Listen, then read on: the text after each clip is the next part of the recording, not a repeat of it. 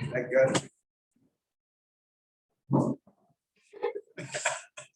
Okay, well, we're back on time pretty well, early, but I guess everyone's here, so welcome all. Health and safety, you know where you came in, so that's the way you head out if something happens. Congregate on the lawn up on the fire station. We have quite a bit to get through today, and so we sort of don't want to around too much. We'll get on. First, have we any apologies? Conflicts of interest?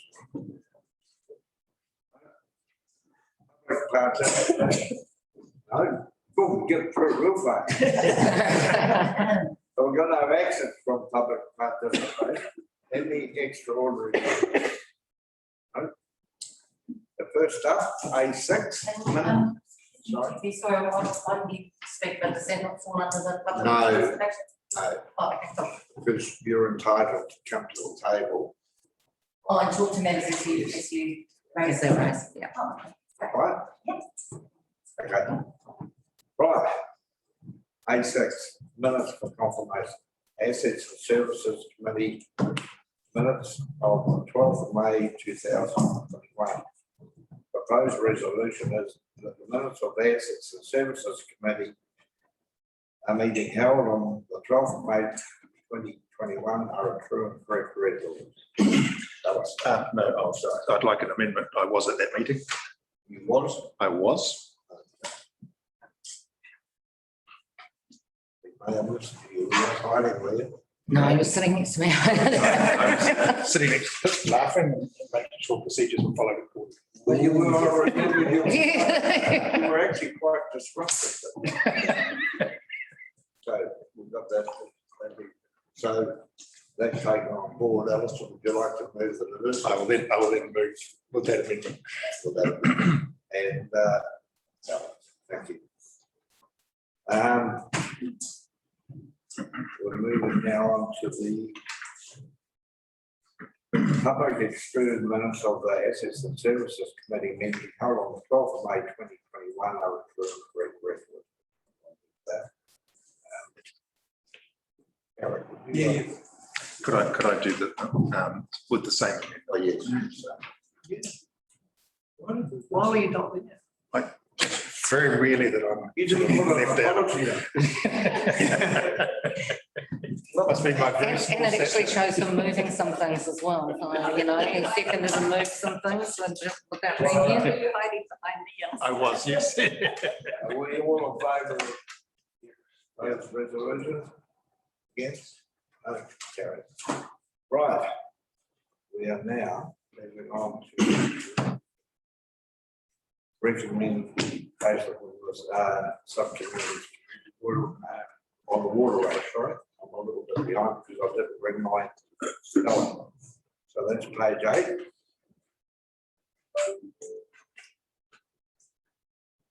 8. Right, someone like to move that we receive the recommendations from the waterways subcommittee. Ross and that the following recommendations from the waterways subcommittee be considered. And it means to present the key findings and recommendations from the waterways survey to the Assets and Services Committee for consideration. That all in favour of that? Yes, Karen. Right, I guess the question I've got for this, and you might be able to answer. We've got all this information. Where'd you from there? Yes, so there's quite a wealth of there's quite a wealth of information that was received, and the survey got a really good response rate, which is good. I guess it's more around coming up with a plan in consultation with Wells Water around how we move this discussion forward. And we're in the process of developing that plan now. There was two points. One was in the opening background there. I'm a bit unhappy that you're saying long, but it was put in 1930. That's actually not correct. And can we discuss at some stage what we call that full differentiation between the costings between Longwood and Moriah? Yeah. I think those that data as well.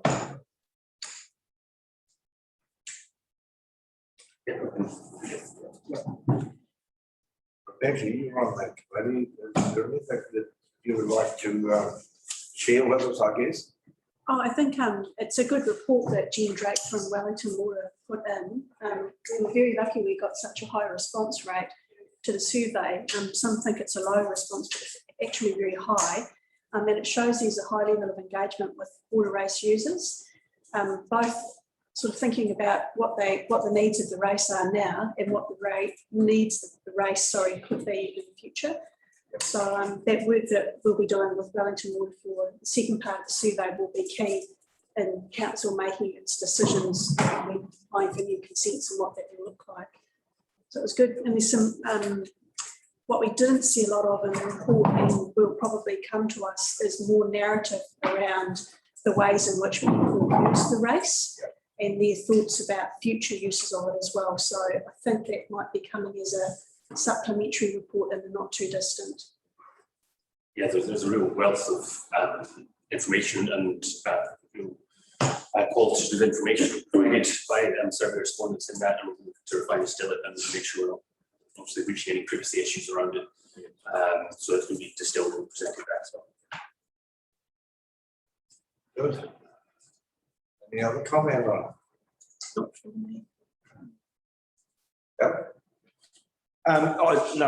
it? If you look at there's two things here. I think one is that the overall impact, and I'm not predetermining a report, it's very much that it is still useful for the majority of the people who have water races or even essential. The other one is question 12 with regards to the urban property owners and council in Greytown where it's being used. There is an expectation that the costs should be borne equally there. So that is, I think, a quite an important matter for us to look at from a financial perspective. Rebecca, you'll be able to answer this. When we do the survey, are we getting a breakdown between dry stock farming and dairy farming and then the uses thereon? Because I understand that dairy farmers, the water's not clean enough potentially for their use, so they're using piped water rather than that. And is that something that's coming out in the survey as well? It may in the narrative, every survey questions describe, if you go further into the report, what was asked, question 1 to 12. But I don't think, that those questions don't deliberately ask what we've done, but they're in the narrative from the night, so I can't answer that. Yeah.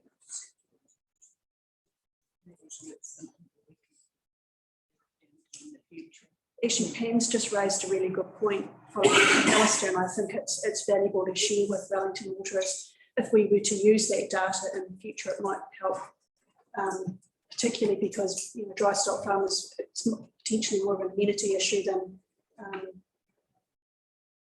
maybe use. Yeah, commercial. Yeah. So I would thought the other way around. So dry stock farmers are more likely to use it for watering than dairy farmers. Yeah, but in this case, it comes out within the total the importance of the water too. So, and that is asked, but yeah, the other issue in the narrative would be really good to get that. the other issue with this is if giving effect to the water standards about cleanliness and stock out of water, and it ends up that the decision is to fence them off. Will that change the results of the survey? That's probably something we would need to know as well. Yes, so the next step is to actually explore some of those things around fencing, riparian planting, and all those sort of issues. Actually delve into a bit more detail around what impacts them. and I think the changing NES legislation on civic environments may also affect the how it's rated and costed and what have we do with the outflow of water. But we really can't gauge that until it's fenced off. That we can look at the nitrate pollution as opposed to stock pollution. Yeah, but if you fence it off, how much of these results would then be mute, and would it be completely different? And would people say, well, I'm not going to go to the expense of fencing it off, I'd rather bulldoze it in? So that's true. Yeah. Well, I mean, that was a thought I had prior to this survey. could be closed down. What the national policies take. There are water races all throughout the country, and they are quite an important part of agriculture through the country. You'll notice that in your farm management plans, I think stock water races are specifically excluded and are intended for the local body to deal with it.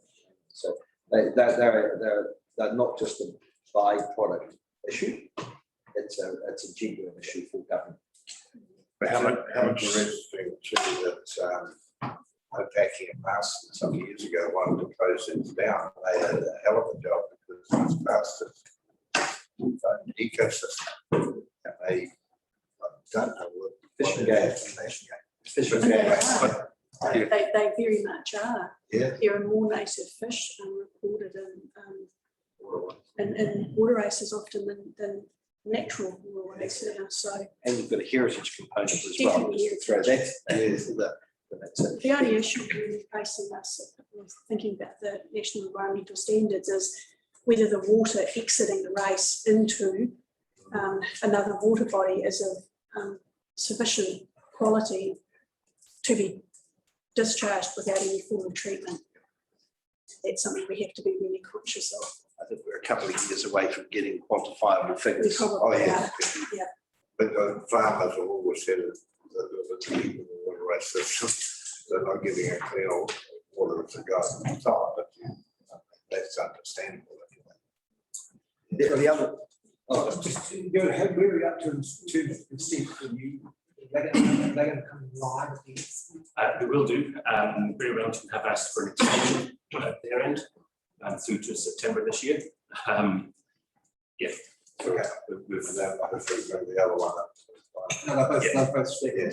So the moment standard will bring them in line so we can actually look at it as a holistic water race.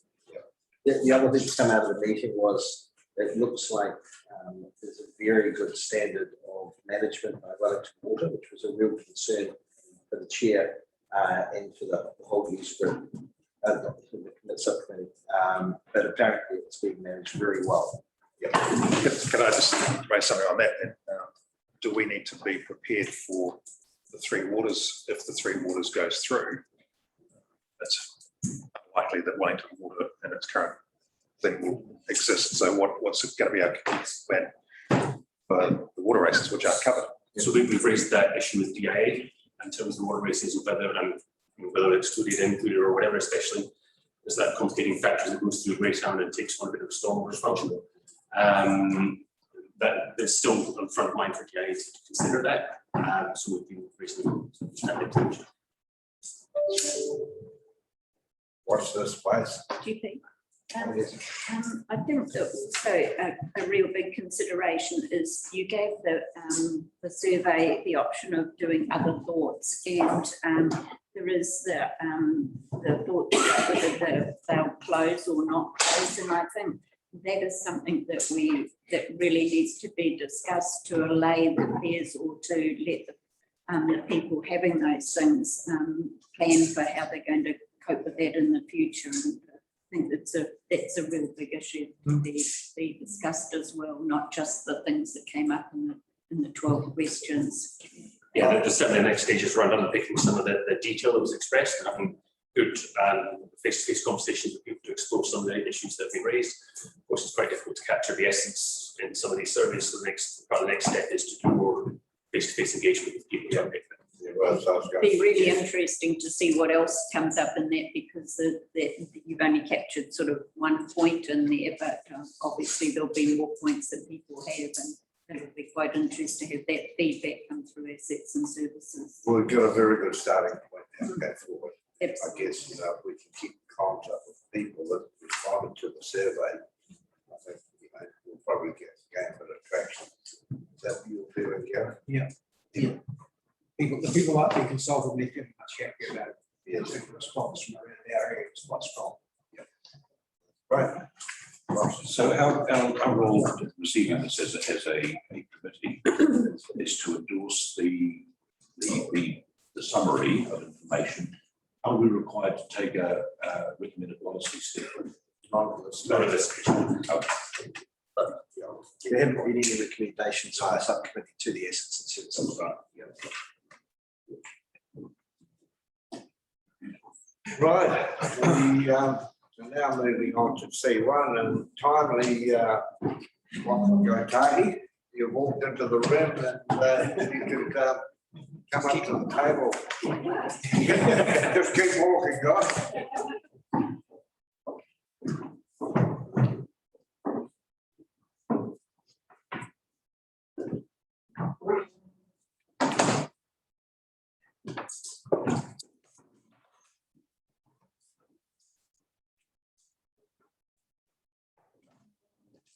We have a couple of presentations if anyone.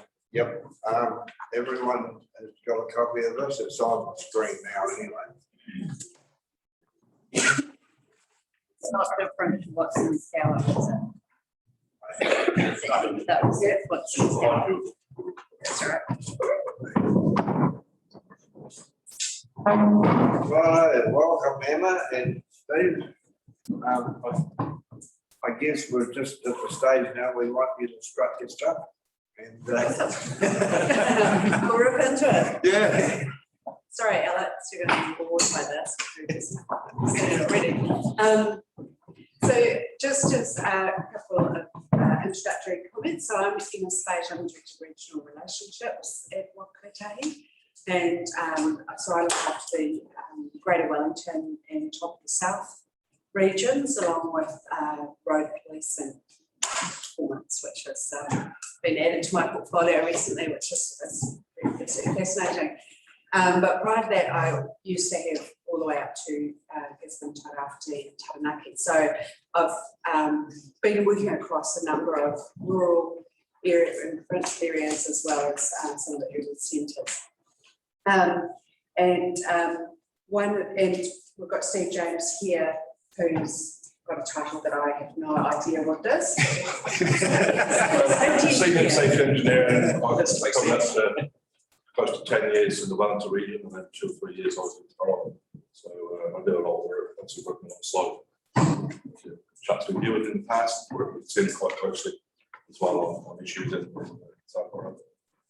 Yeah, so one of the things that you'll probably be aware of is the government has committed to Road to Zero, and in the Regional Land Transport Plan for the Greater Wellington region, it is aligned to the target of 40% reduction in serious injuries on our land transport system. So that requires a significant shift in what's happening right across the country.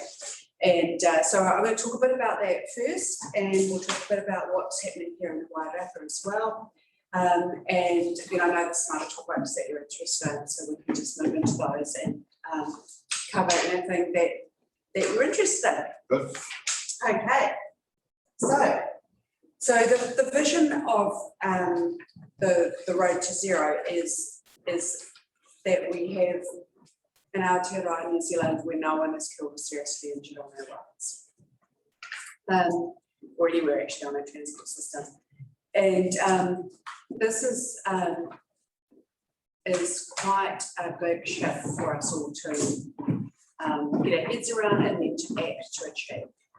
And so we can talk about that as we once we've been through this. But so what's actually happening?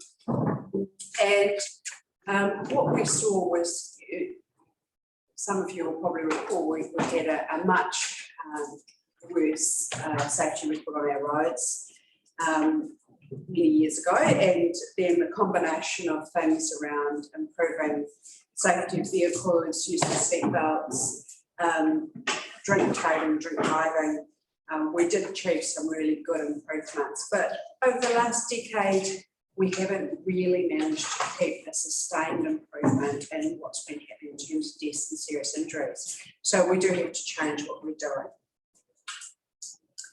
So in New Zealand, on average, one person dies every day and another is injured every hour.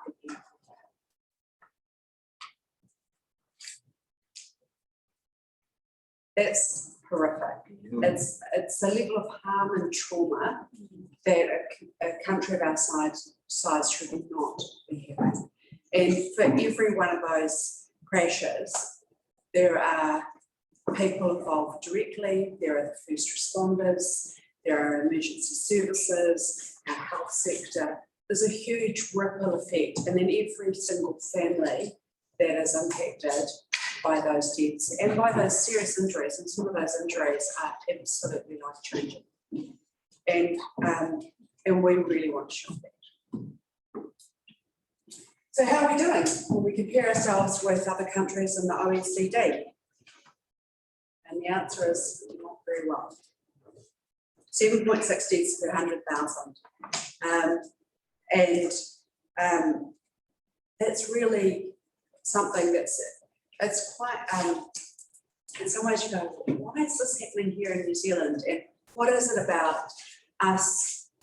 What is it about our culture, about how we think about driving, roads and everything else that's contributing to that? And there's many ideas that people might have, but there is certainly something in the New Zealand culture where we don't seem to see this as a particularly terrible thing that we should be looking to change, and we want to change that. So we'll be doing quite a lot through the rest of this year to really engage the wider New Zealand public on what we need to do differently. So what are world leading countries doing? Vision Zero. So this is making deliberate steps towards achieving zero. And we ground that in what we call the safe system. So that means that we accept that people will always make mistakes. And a lot of the conversation in New Zealand when we talk about road safety, there's a lot of conversation about, well, if only drivers will be safe. So who at this table drives? Who at this table has never made a mistake when they're driving? Right? Even if you're a pedestrian or a cyclist, you've never made a mistake. We all make mistakes. And what we want is to have a system that will help us either prevent those mistakes, reduce their severity, or enable us time to recover before they even crash. People are fragile. Pedestrians and people in vehicles and cyclists and motorcyclists, our bodies are not designed to handle major impacts head on or side on at speed. And so we really need to factor that into our thinking about how we design our system. We need to share responsibility. It's not the other person's responsibility, it's our responsibility. Drivers, it's our responsibility when family members are about to get in the car and we know they're tired, or they might have had a drink too many, or that we're looking at buying a car and we can choose between a car that has better safety features for the price. How do we encourage everyone to go for the safest option? So we all need to share responsibility. We need to strengthen all parts of the system. So we need to be looking at what we are doing in terms of vehicles. So how do we get people into safe vehicles that have those things in them, like the car I'm driving today, lovely car, that tells you if you're leaving your lane. It tells you if you're coming up behind another vehicle. It actually tells you if the vehicle in front of you has moved on. It's very clever. So those vehicles, they really help you. Things like what we do to our roads and roadsides, so ATP, the rumble strips that alert you if you're leaving your lane and give people time to recover before that ends up in a crash. Medium barriers, side barriers, things that will reduce the probability that we'll have either a head-on or a side-on impact with an object that's going to cause a huge amount of damage. Look at our speeds, we look at our enforcement, we look at what choices people are making around being impaired, being distracted, wearing their seatbelts, all those sorts of things. And what we see, the countries that are doing a safe system, they're at the top of that. So you can do it, you can achieve a massive shift in the amount of trauma we see on our road and the land transport system if you do this. So we're absolutely committed to doing it, and we think it's worth doing. Sorry, so the top 3 countries are doing it. Are other countries in there doing that system as well? Some of them are on that pathway, but those are the ones that have been doing it for the longest. And there's a whole range of factors that we can look at right across all aspects of our system. So Road to Zero is the approach that we're absolutely going to be working on. And if you're going to do anything as a council that supports this, you can use this logo as well. You can highlight it. You can be a part of achieving this. So we have Vision Zero. We think and look at the safe system, and we have a lot of evidence about what works and how to implement that. And then we have action plans, which is actually what are we going to do without a really clear pathway we want to achieve it. Now, one of the things that's probably quite we've started talking about with our partners is this concept of collective risk, because that helps us to think about all aspects of the system and what we might do differently. So, really simple level, if you eliminate risk, you don't travel, or you use fully automated vehicle systems, things like that. Now, you can do that some of the time, COVID taught us that, but it's not going to be realistic for most people most of the time in New Zealand. So it's a strategy, but it's not going to be the strategy we use all the time. We can use substitution. We can increase public transport, safe walking and cycling, and safe vehicles. Now, again, in some communities, public transport is not going to be a realistic option. This isn't currently. In urban areas, absolutely could be. So we need to think, can we substitute? Can we take something that we do now and do something else that's safer? We can use system engineering. So what is it that we can do to make the system safer? And things like our new expressway standard roads, adding in median and side barriers to existing roads, improving seatbelts, things like that. All of those things help our system be safer. And that means that everyone using them, so it's a collective impact, everyone using them by definition is then safer. Design engineering, and that's adding in other things that actually help to shift behaviours as well. So safety cameras, huge amounts of evidence coming out of Australia about what you can achieve in terms of different ways of deploying safety cameras. But designing roads for lower speeds. So that's things we see, particularly in urban environments where we use design to make the road feel like you should be driving slower. And if it makes sense to drive slower, people drive slower and it's safer for those road users. Speed management. Again, if we've got safe speeds, then we know that people will be safer. And enforcement. So enforcement's really key. If people don't believe that they're going to be caught, they will not all be compliant. Some of us will be compliant, but others will not be compliant. So that's really important, and that's where our partnership with police is really critical. And I'll talk a bit more about speed further on.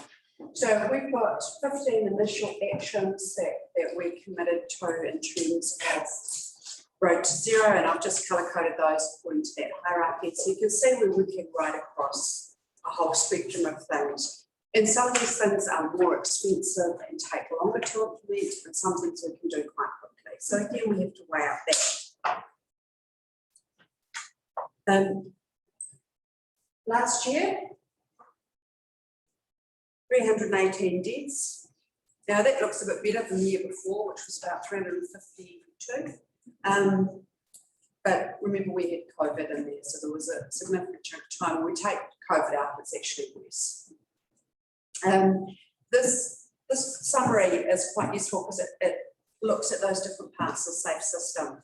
And so you can see, for example, the types of vehicles, pedestrians, cyclists, Things like head-on and run-off road crashes, 222. 146 deaths involved vehicle hitting a roadside object.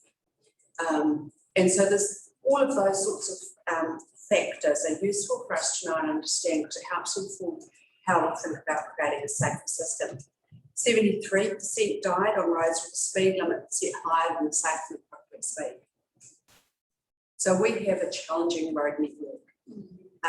It's obviously we're a long, narrow, winding country with quite mountainous areas and spectacular views. So there are things about our road environment that mean that we should probably be travelling at slower speeds for some of those. Nearly half of people who were in light vehicles died in 1- or 2-star vehicles. So anything we can do, and you can go on the Right Car website anytime, chuck in a number plate and it will tell you how safe it is. If you go on Trade Ready to buy a vehicle, you can filter in your price range for it and get the safest vehicle. So these are really important tools that we encourage you to use. So far this year, half of people have died not wearing a seatbelt. That's unbelievable, considering the efforts and emphasis put on seatbelts. Yeah.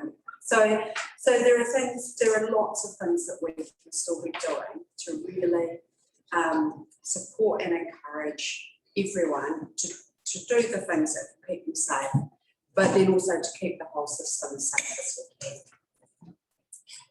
Let's look at Wellington. We don't currently next week we'll look at 2020 figures, which seems like it's taken a really long time, but looking at 2019 in the Wellington region, you can see that we had 11 deaths and 7 of those, for example, involved roadside objects, 4 were rural runoff crashes, 5 were on roads with a speed limit set higher than safe and appropriate speed, about a third were in 1- and 2-star vehicles, and 3 were not wearing a seatbelt.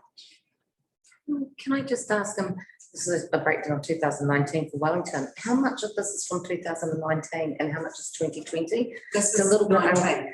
So this is just this one? Yep. So the breakdown, because we can get the information for 2020, which is showing 318 deaths. That's but the is whole that country. yeah, Yeah. I know, I understand that, but I'm just saying. So If the regional only having breakdown regional- we're getting next week, so it just hasn't come through yet. Okay. But it won't be, don't imagine fundamentally different to this. So this is, you're pretty sure this is accurate? And this is accurate for Region. 2019. And so, and you know, we've just trying to think off the top of my head what 2020 looked like in this region, but I don't. Yeah. Do you, Slightly higher. Yeah. do you have more relevant detail? This obviously takes in all the traffic on the other side of the hill and Kapiti. Do you have any details about the traffic Well, isolation? we have, as we get into narrow areas, we get some privacy issues with releasing the material. So what I can talk about, I'll just come through a couple of slides and we can just talk about some of the information that sits under it. So this one looks at Greater Wellington as a region. And actually, in terms of deaths per capita, we're the lowest in the country. So it's still 11 deaths, so it's still that's still a huge amount of impact for everyone involved, but lowest per capita. So why is that? Well, it's an urban environment for most of the transport system. We've got the highest use of public transport in the country per capita. And so those factors, you start in those highly urbanised areas, we get more expressway motorway standards, so with medium barriers and side barriers, we have lower speeds. And so you have some characteristics that help to improve safety. And our hospitalisations over a day are also relatively low. So that tells us probably that of the accidents we're having, the amount of trauma. So if you compare it with Gisborne, which had 4 deaths, but the highest per capita hospitalisations over a day.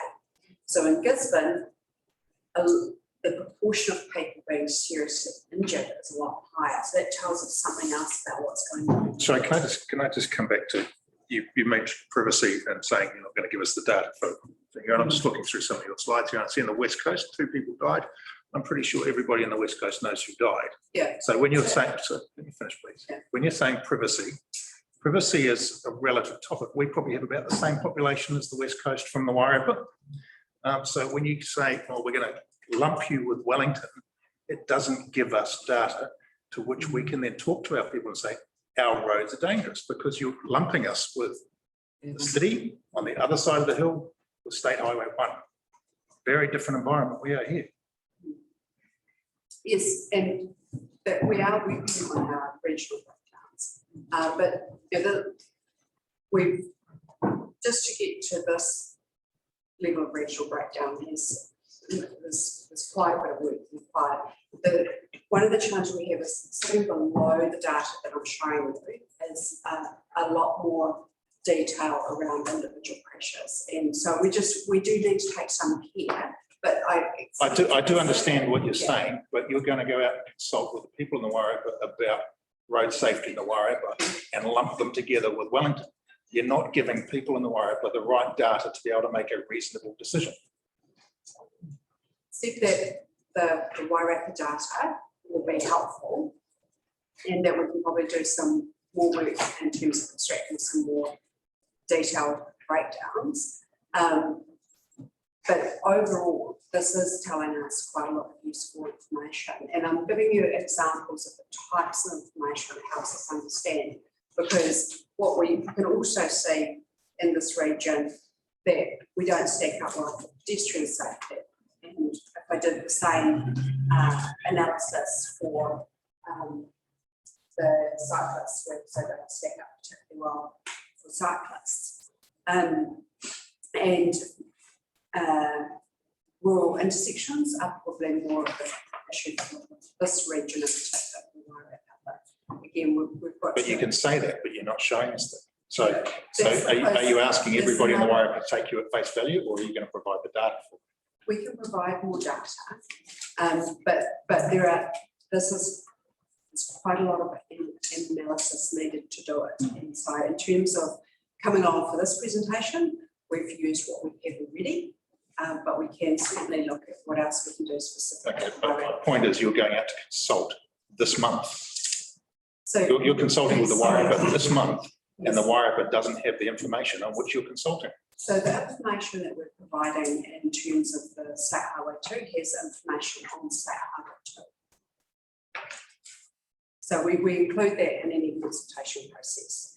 This is more generally about the region and what we're trying to understand in terms of bringing safety across the whole region, not simply on the corridors we consult. But obviously the same could be said for Hawke's Bay. There's 2 cities in there, not lumped to all Hawke's Bay as one. So, you know, that's pretty, this is some information that we've never had before, and I guess time we need to get it broken down. The data is available because we see it, and so we're doing our our rural roads. Please don't interrupt me. I'll finish. We know the data is available because we are on the committee that's doing the road review for the Wairarapa Left State Highway 2.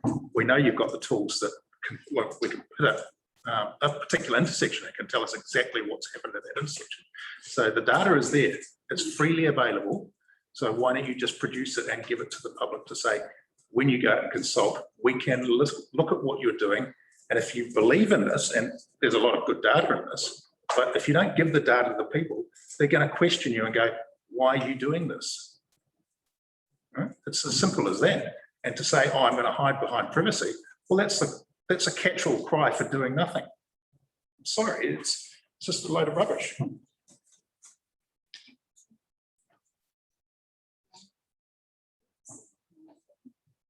I understand why people let out. When you come to do the consultation with the public in the Wairarapa, are you going to have that information available? So when we consult on a particular corridor, we have the deaths and serious injuries data for So that is included. All right, so can you tell me, will that data show what's happening on State Highway 2? And will it show what's happening on the intermediate roads that connect to State Highway 2? So if you've got deaths, are the deaths, for example, all on State Highway 2, or are they in the rural or the wider area of the Wairarapa? Because I think that information will then lend support to the fact that if the speed is reduced on State Highway 2, then correspondingly the speed needs to be reduced on the connecting roads to State Highway 2, and would give substance to why that's being looked at. So that people understand it. Could just be the number of accidents, it could be whatever is relevant to getting that through to people, you know, and don't feel that if we've got that in the documents, then that would be good. So the consultation documents on State Highway 2 will only be about what's happening on State Highway 2. But we can certainly work with you in terms of the regional stuff, the local roads, because there is an important distinction between the State Highway connectors and the local roads. And you know, we've seen in other regions where, you know, there's cases where on State Highway we might have changed the speed to 80, and then you go on to a rural gravel road that's still 100. Yeah. And that's not sending the right kind of signals, and it doesn't intuitively make sense. And we'd rather have the whole system looking like it actually works. So certainly as you start looking at your regional local road speed limits, we can help and support that with data. And looking at safe and appropriate speeds, we look at the road itself. So does it have median barriers? Does it have side barriers? We also look at what are the risks. So you could have a road like you have here, a long straight road with no median barrier, and people might feel that feels quite safe. But then you look at it again and you say, well, actually, aside from the fact that if someone makes a mistake and is on the wrong side of the road, the outcome's catastrophic. But the side of the road might have some quite steep swales into the side, or there might be lamp posts or trees or other things that mean that, again, if you make a mistake, the risk to being a roadside object. So we look at all of those things. We are looking at speed. And that's why the change to the speed rule that we've been consulting on recently, which is the government mandated change, is a change to the way we think about speed right across the network, so that we will be doing it in partnership with all of the road controlling authorities in a much more systematic way to say what makes sense overall from the whole network perspective, and then implementing those changes over time. So the good thing is that if we achieve the 2030 target, we will have a significant reduction in deaths and serious injuries in our system. One of the things that can really help us do here is looking at speed, because 5% decrease in average speed leads to approximately 10% decrease in injury crashes and a 20% decrease in fatal crashes. So speed has a big impact both in crashes happening and then the impact and the survivability of those crashes. So that's why we absolutely look at speed as one of the factors that we need to consider. So that 5% is essentially saying that if the road was changed to 95 instead of 100 kilometres per hour, there would be this massive decrease. It's not quite that simple, because the road network, you know, the posted speed and the average speed will be different. Yeah. So generally speaking, the average speed is lower than the posted speed, because people slow down for corners and things. Also, when we decrease the average speed, what we're also looking at is at the decrease in So what we want to be doing is bringing all those speeds down, but particularly up all the time. And because those are ones where there's much higher risk, and not just risky for them, but risky for other road users. And so by managing and ensuring we're getting these lower speeds across the board, we generally see good drops in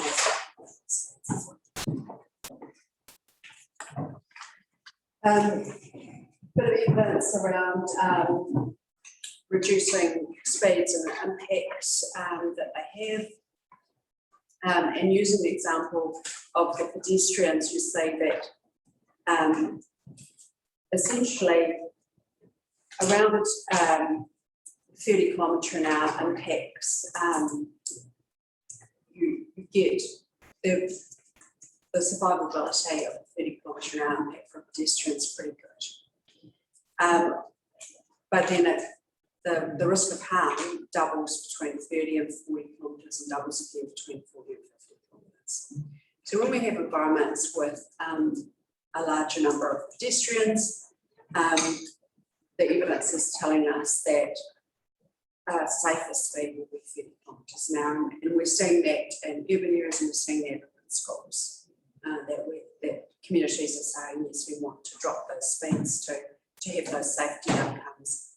And similarly, when we look at side impacts, we see that survivability of side impacts is better at 50 k's than higher speeds, and survivability head-on is better, again, lower than 70 essentially. But when we start looking at safe and appropriate speeds, we see that we balance the community's desire to be able to move around in a relatively efficient manner, as well as be safe. So going back to that figure around the 5% decrease, so why does it decrease all of both the injury and fatal crashes? It's stopping distance. And here again, there's other factors that we can, so not tailgating is also an important one in there. Probability of exceeding the critical speed on the curve. Ability to spot and react to hazards in drivers' peripheral vision. And, you know, people make mistakes. I was driving out of Wellington this morning and a vehicle in the right lane all of a sudden swerved out of its lane, did a big fishtail, and then back into its lane. I don't know what's going on there, but those things happen. And when you've got a safe speed, you've got visibility, you can you can see those things happening and avoid them. Road users misjudging the speed of others, that's a really significant one, particularly with those up quartile speeds. If you think someone's travelling at the same speed as other traffic and you're doing a turning movement and they're going a lot faster, the outcome will be worse. Rear-end crash because of improved following distance or forces on human bodies. So again, that's part of what sits behind our thinking approach to speeds. Coming to the Wairarapa, and this is where Steve can jump in and correct me or add extra content, but essentially what we're looking at is how do we make that whole corridor safer. And we've been working with, obviously, your communities and the communities north here around both speed and infrastructure. So the pedestrian crossings, 21 of those are scheduled for a progressive rollout, and we also have the 3 intersections at the northern end, just south of Masterton, where we're looking at roundabouts. And then we'll also have Wairau median barrier and some side barriers. This month, we've completed those designs and we're aiming to go out to consultation before the end of the month. Got a couple of the new pedestrian crossings already in place, and as I say, more of those rolling out, and we're looking to go for formal consultation new speeds in July as well. So can I just ask, what, a little bit more about our area. Greytown's not mentioned with regards to pedestrian crossings at all? We come down to. Yeah, three of them. Yeah, no, I'm sorry, in July, we've got, you know, what's, it's the crossings in Carterton, Marston, and the Pedestrian Crossing by Daniel Street is due to be constructed, but I saw that it had been put off because of the weather bomb, so understandable. They were out there this morning doing something. Yeah, and then, but just, for July, there's nothing in Greytown, or had it already been done? No, the Greytown ones are under further investigation. Because of the three in the town really close to each other, you couldn't do just one in isolation. Yeah. We need to, I'm working with Tim, I'm working with you in terms of, you know, whether we remove any or relocate any or add new ones in.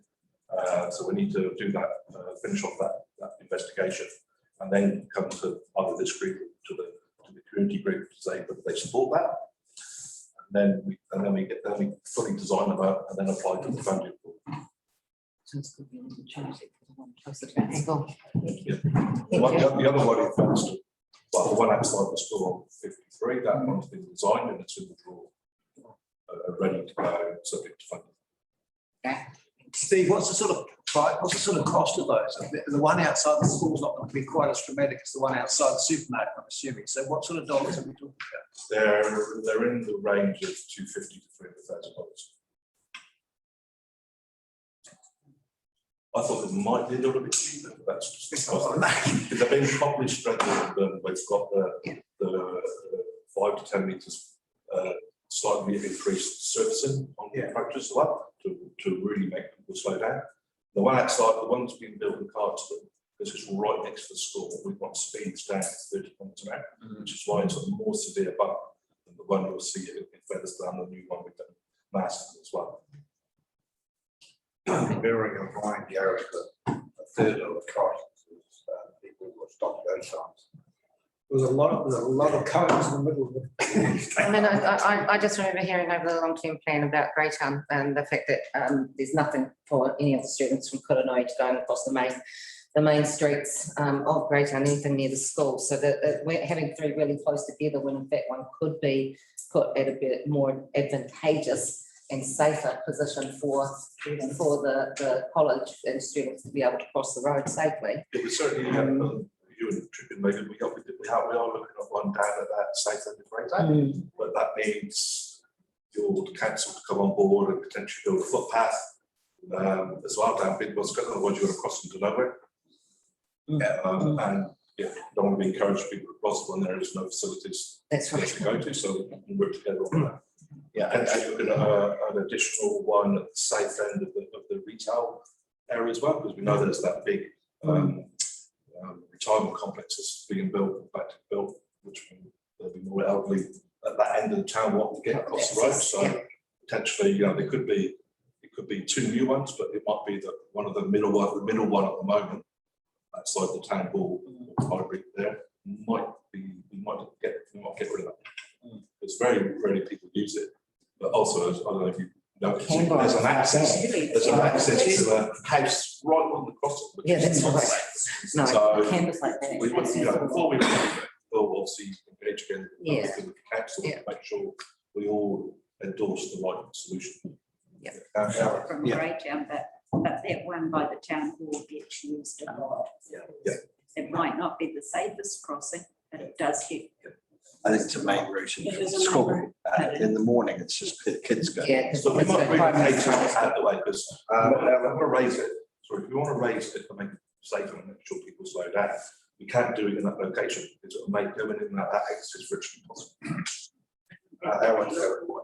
I said it. That's another discussion. And another comment around a pedestrian crossing at the Challenge Station area was I've raised with Emma the possibility of a low-cost, low-risk roundabout to be considered for that, given the extra traffic going up and down Humphrey. So that complicates the solution at the moment.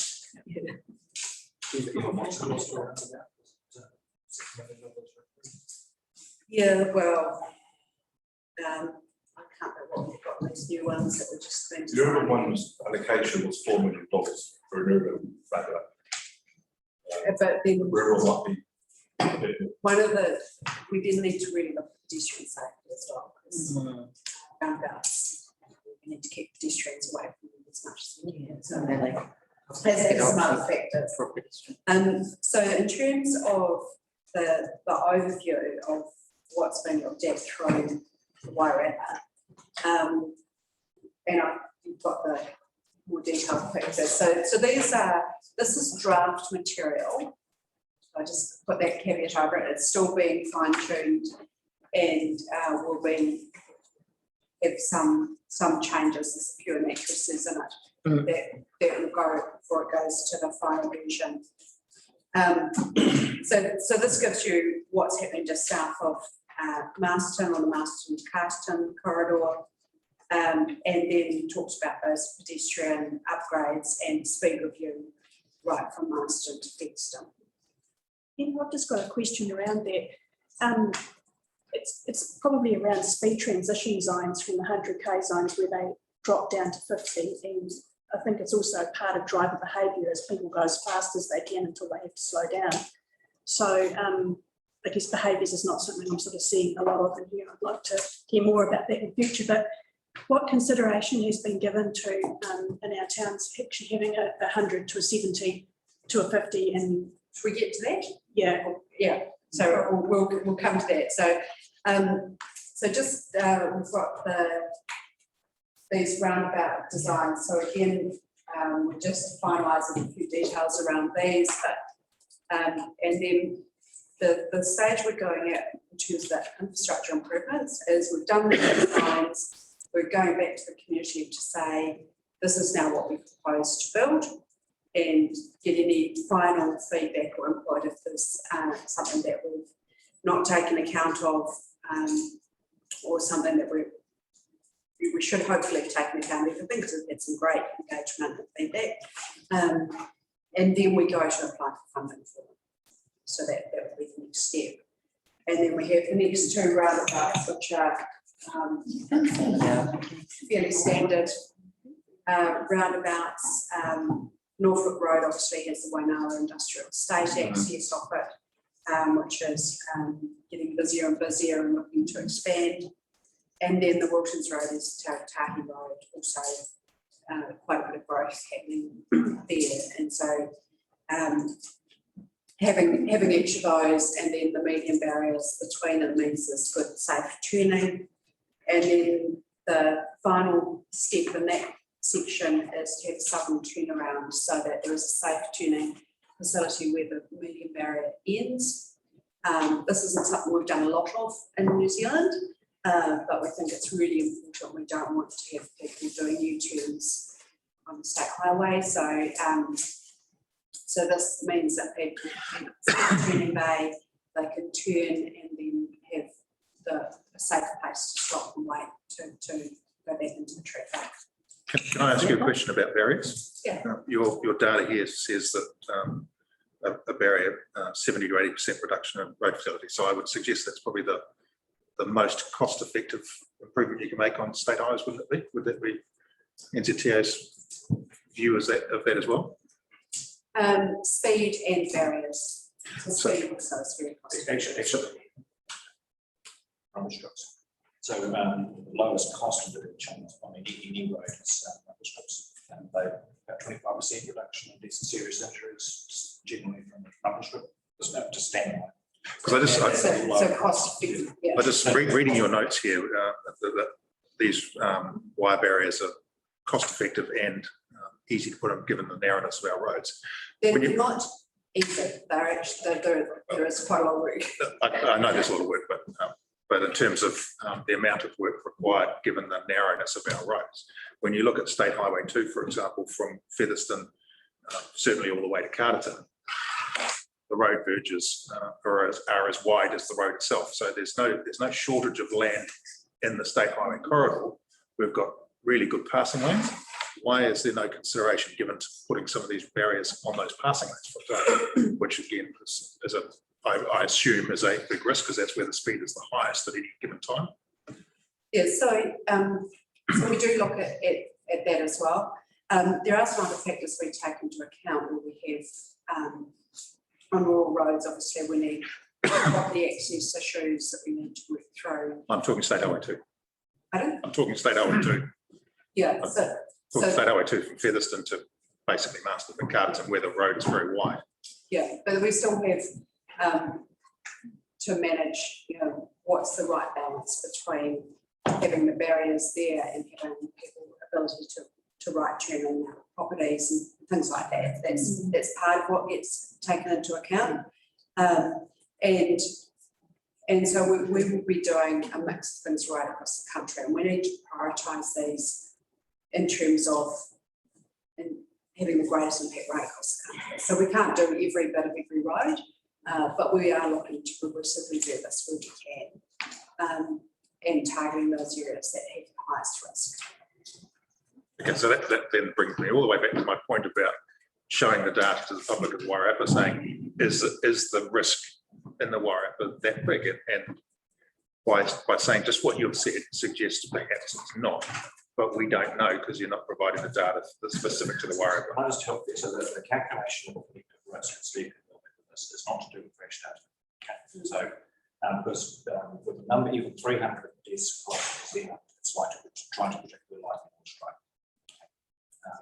And so, 10 years ago, New Zealand moved away from trying to fix that particular place where a death occurred.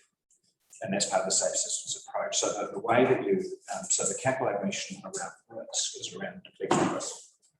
And so it uses a profile of a piece of road to actually say, what are the factors that are likely to cause a predictive rather than based on other things. So the traditional methodology is adapted from the thing KiwiRat uses is an international tool that's used right through the world. And there's about 67 factors that actually used for a risk rating of a road.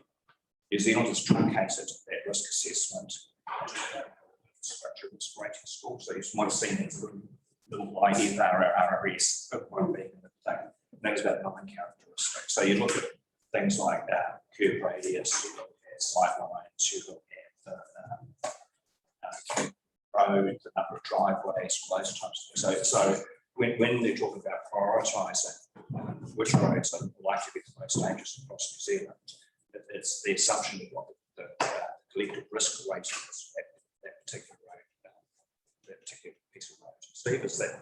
That's exactly right, and that's why the Masterton to Carterton section came out as high in that KiwiRat, whereas something like Featherston to Greytown, I think it's low medium.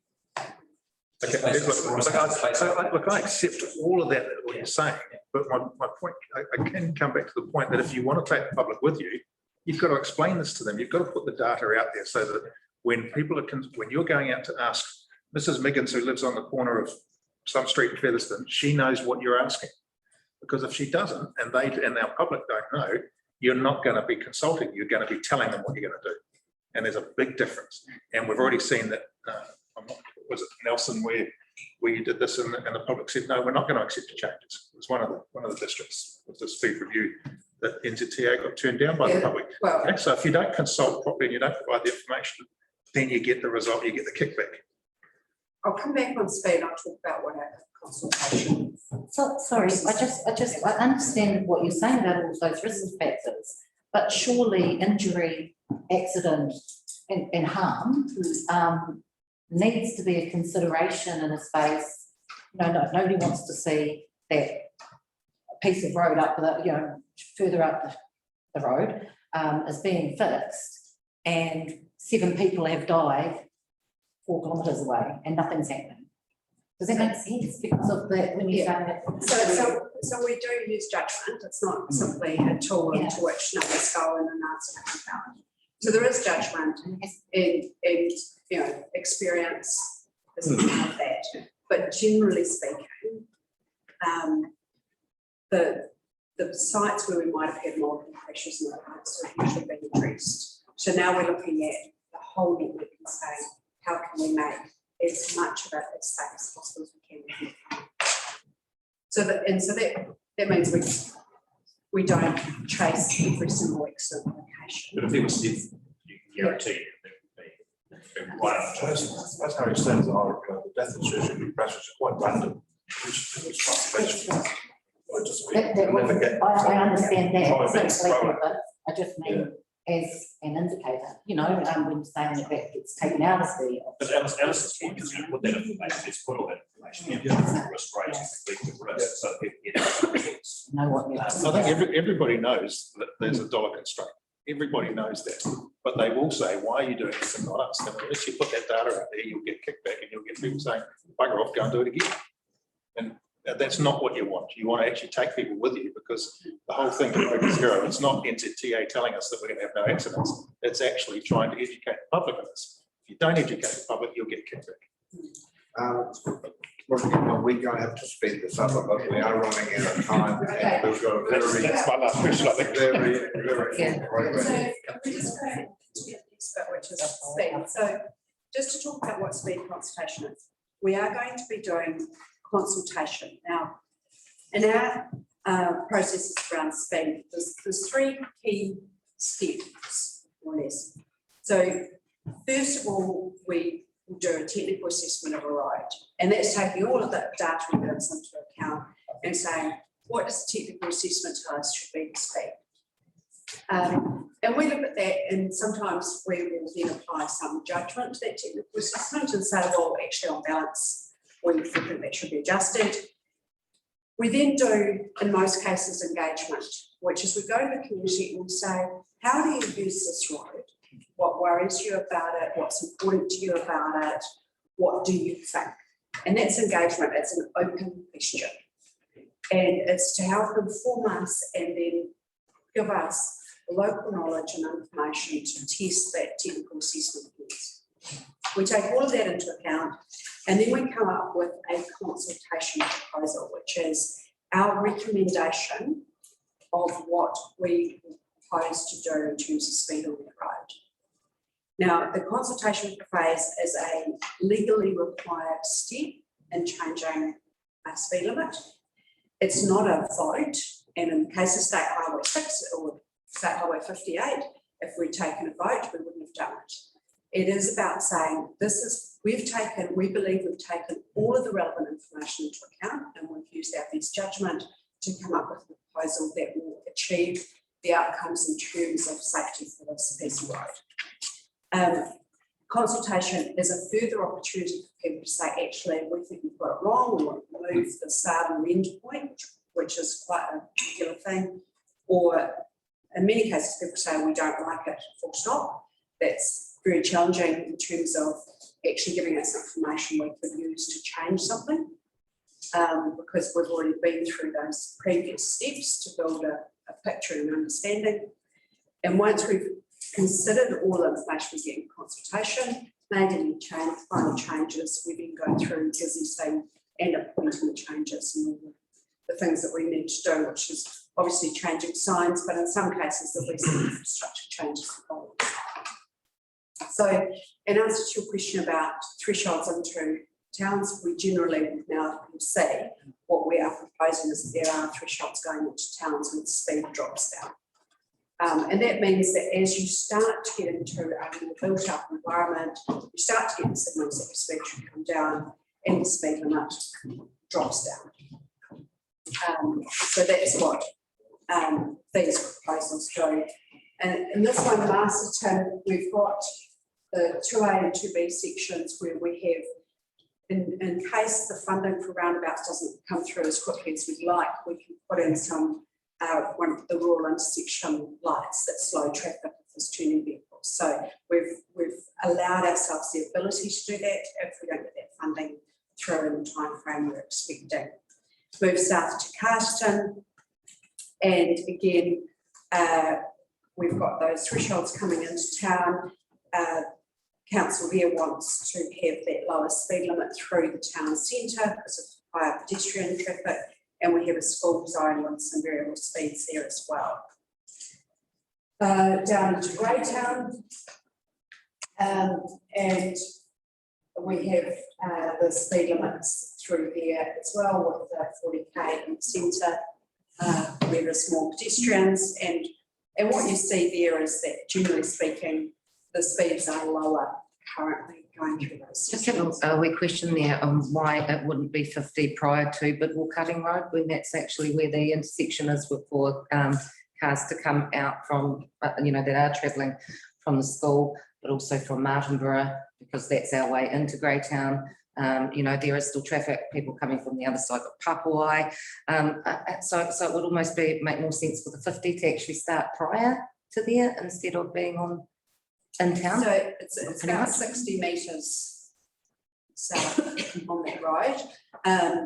But that's the sort of thing that certainly through consultation, if you think it should start earlier, then that is something that we can certainly consider. Especially if there's a health centre going up on that road, you know, things like that, we need to, it makes sense to. It's 50 up the section and then so it starts 60 to 80 metres to the south of that. So most people would slow down by the time they can pass that intersection. It's not saying everybody does. Yeah.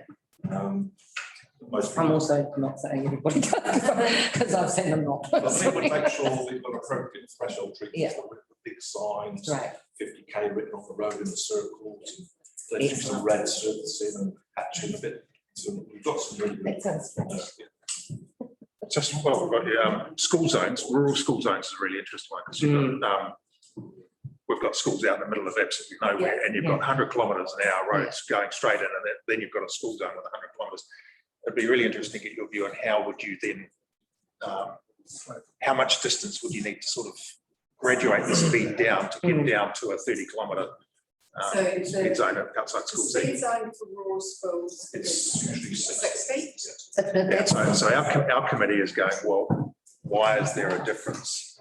And when you look at your data, the injury for pedestrians is, you know, that's still a kill. That's still a kill speed for kids. So we're of the view sort of the same speed. We can certainly have a conversation about that. We will limit the conversation into the detail. We're about 20 minutes behind. We're running into another But if we- meeting, so Tiffy, if we don't get an opportunity to ask these questions now, when will we get them? Because I think if we run into another meeting, we're going to have to adjourn the meeting and come back to an later stage. We could arrange a workshop if people Yeah. really want to go. We can come back to Absolutely. absolutely. We could take a workshop Okay. and read through some of the We details. could do that and There's a lot of yeah, later in July. Well, I was just- but even pulling it back to South Wairarapa, because I think that's I where. was going to suggest that we have one workshop, which clearly we do.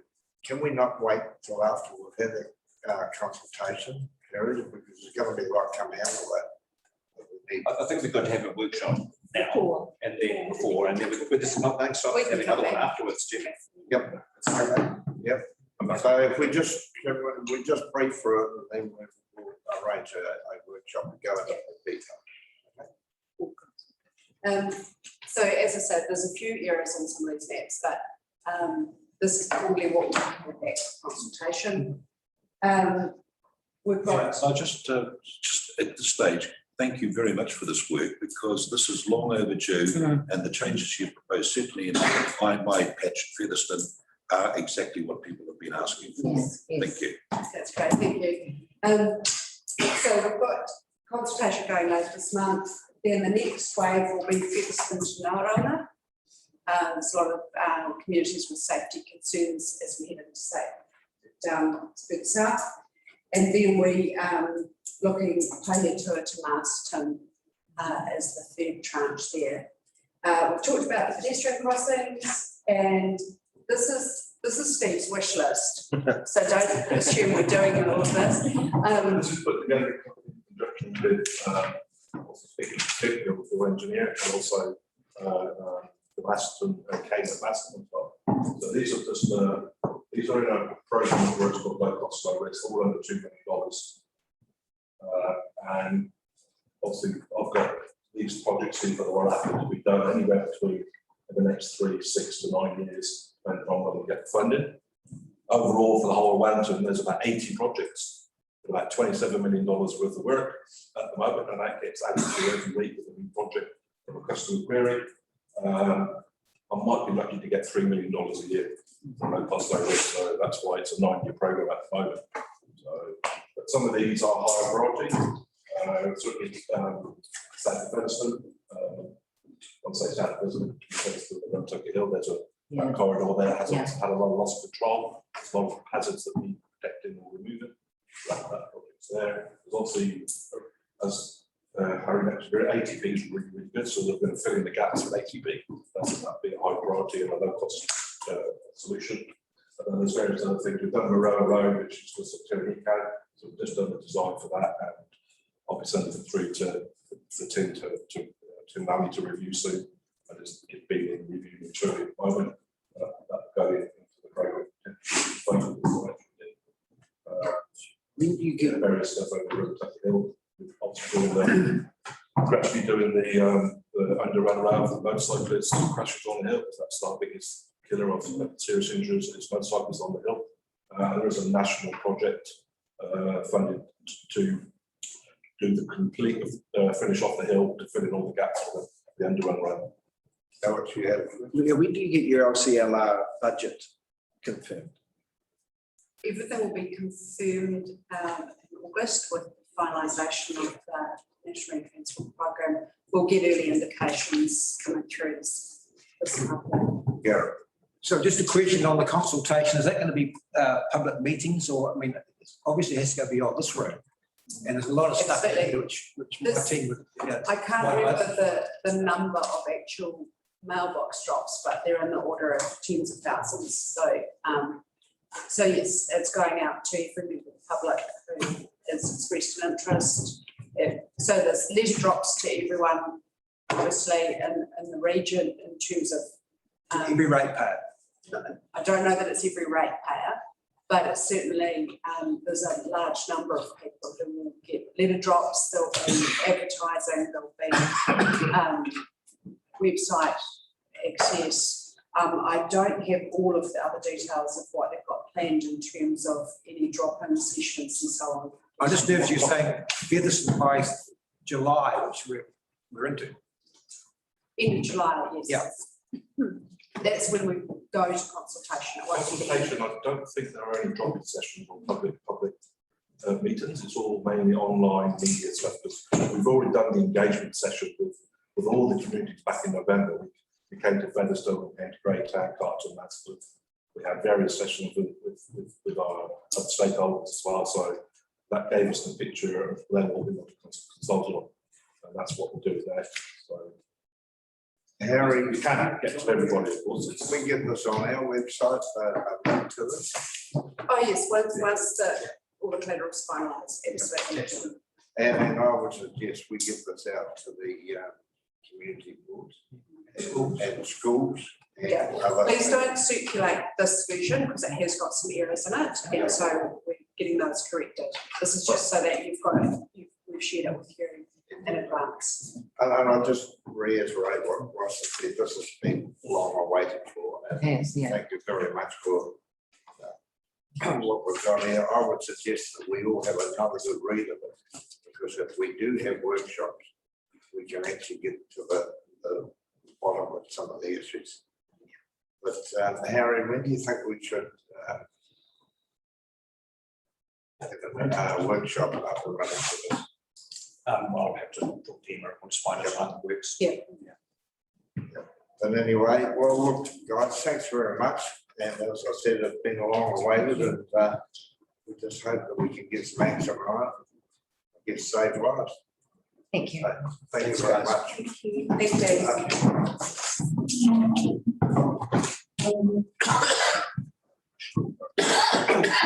Guys, I don't want to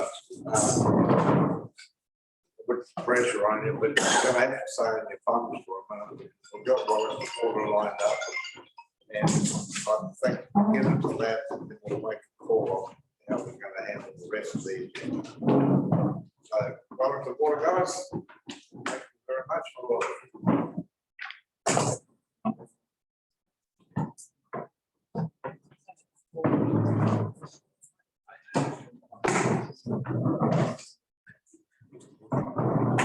You must have lots of fun. Running. Yeah. Welcome. So, again, what are we to do here with us? Need someone to move that we received the update report of the water treatment plant upgrade projects at Wayne and Soldiers Memorial Park. Alistair, Alex, favour of that? Aye. Yes. Carried. We'll do that one too. Recommendation two, note that the delivery of the plant drinking water for Grey Down and Memorial Park is expected to be delivered in 2021-22 financial year. With that, and Gerald's going to second. All in favour? Right. So, right, guys, I'll let you talk to them. If there's any questions. Taking the papers and read. We've got Susanna, who's the manager of our project management office here. So just read any questions. Questions? Right. I think it's pretty self-explanatory where you are. I guess we're all, after reading the Times Age today, we're all pretty keen to make sure that we're going ahead with our plant water systems. Yeah, I think there was a report in the Times Age that we were well behind on compliance, but that looked like it was 2-year-old data. It was 2019, yeah, so I don't know what that was about. Yeah, so. It's all quoted, yeah. Oh, I didn't read that. Yeah, it was all quoted, so South Wairarapa, our towns didn't look great. It didn't have anything about Opaki or Masterton area, and it didn't mention anything about Carterton. So.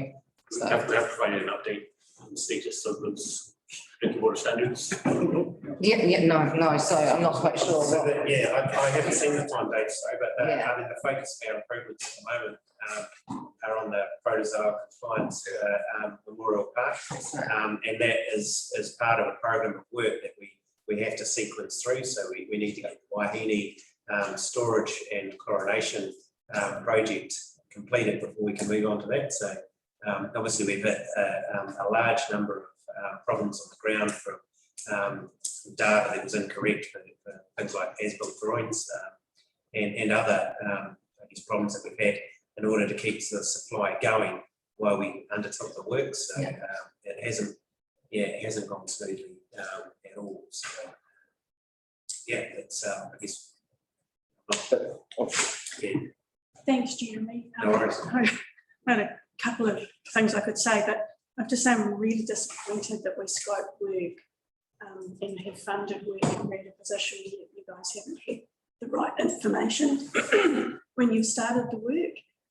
What changes do you need at Wellington Water or within the team here to support better information? I guess scoping work. Well, I mean, the first thing is that, I mean, we've inherited these assets that came with information that, that we can only take on face value. There's, only a certain amount of work that we can do to establish what we have in the ground, buried assets. And I mean, that's the risk environment that we're in. So, best endeavours to undertake this work,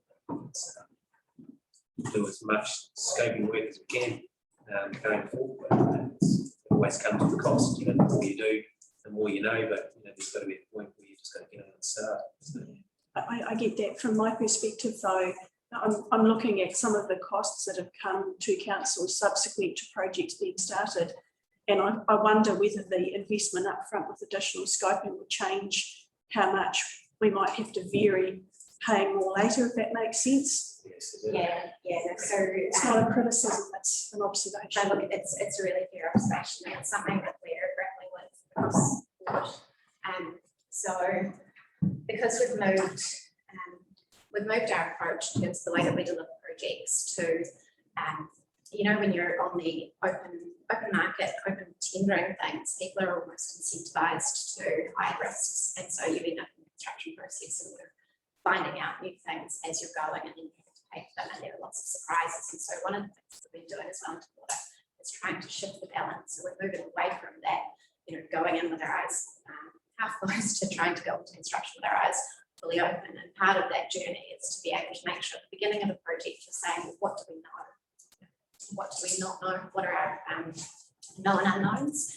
And then trying to look at how much investigation do we need to do to de-risk the project? And unfortunately on these works, we've not got that balance right. So we've gone in quite optimistically, we've looked at the information that we've got, we've tried to move things quickly, and whenever we try to move things quickly, we put things at risk of missing things. And so through doing our best to try and solve the problem quickly, we haven't at the beginning gone through that full suite of upfront investigations that we would want to do for projects going forward. And I think it's not, it's something that's a behaviour that we're actually trying to change across the whole program, moving people into this mindset of absolutely de-risking projects before you get to phase. So, does that answer your question? I guess, and I guess it's important with the context of which we started this work, that there was, poor water notices and a whole lot of, quite high risk water supplies that we were given a mandate, thankfully, from council to get on and get these things done. So, with I guess the rest of the program, we're not probably under that sort of pressure No, accept that. Yeah, just can I, in your paper under project costs, there's a comment there that looking at additional costs and a further paper. How far away is that? Are we going in blindfolded on this or just? Yes, I think there was a meeting that happened yesterday to talk about the costs for the full program next financial year. Yep, we had that initial discussion. There's a bit more work we need to do before we can come back to that. Yes, the question was how far away is it? At the moment, I don't know, because they've asked them to do a bit more work. So it's, Right. So it's still a bit of a bit in the paper. Oh, there's some obviously been really good work done Yeah. to date in terms of identifying risks and budgets and all that sort of stuff. But we need to look at it from a number of different areas, and that's what the team are doing now. Okay. Can I make a recommendation, please, that we actually have an interim update, please? Yeah. Because I can see there are costs that are going to come to the community, and we need to be able to understand at a higher level what that's going to look like now. And also, there may be projects that we can defer if there's a higher risk or higher issue stuff. So it's actually a number of parts of the program which can move and blind, which can.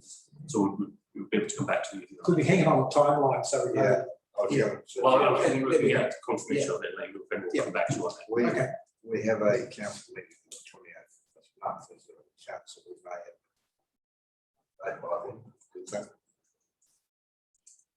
There is. I think the sooner we're aware of it, the well, I would say. Is it going to go? Yeah. Is it going to go far, or is it not? Well, we're going to have our council meeting Before. Okay. So, I mean, if you wanted to go to. Oh, I just speak what the numbers are. I mean, if it's way out of kilter, it's, Well, you don't know. At Julian's point, we don't know. But anyway, it's a bit of a time. The financial side's the one thing, but you had the initial target was June this year to finish, and completely accept all the comments you made. Have you got a finish date in mind that you're thinking about with this to get it done? So because obviously setting a target is a good thing because it keeps the pressure on yourselves. Yeah, absolutely. So we want the projects to be finished this financial year. It's 12 months, so we're just started. So are we talking a 12-month delay, or are we talking a 6-month delay? Do you think? What's your best guess?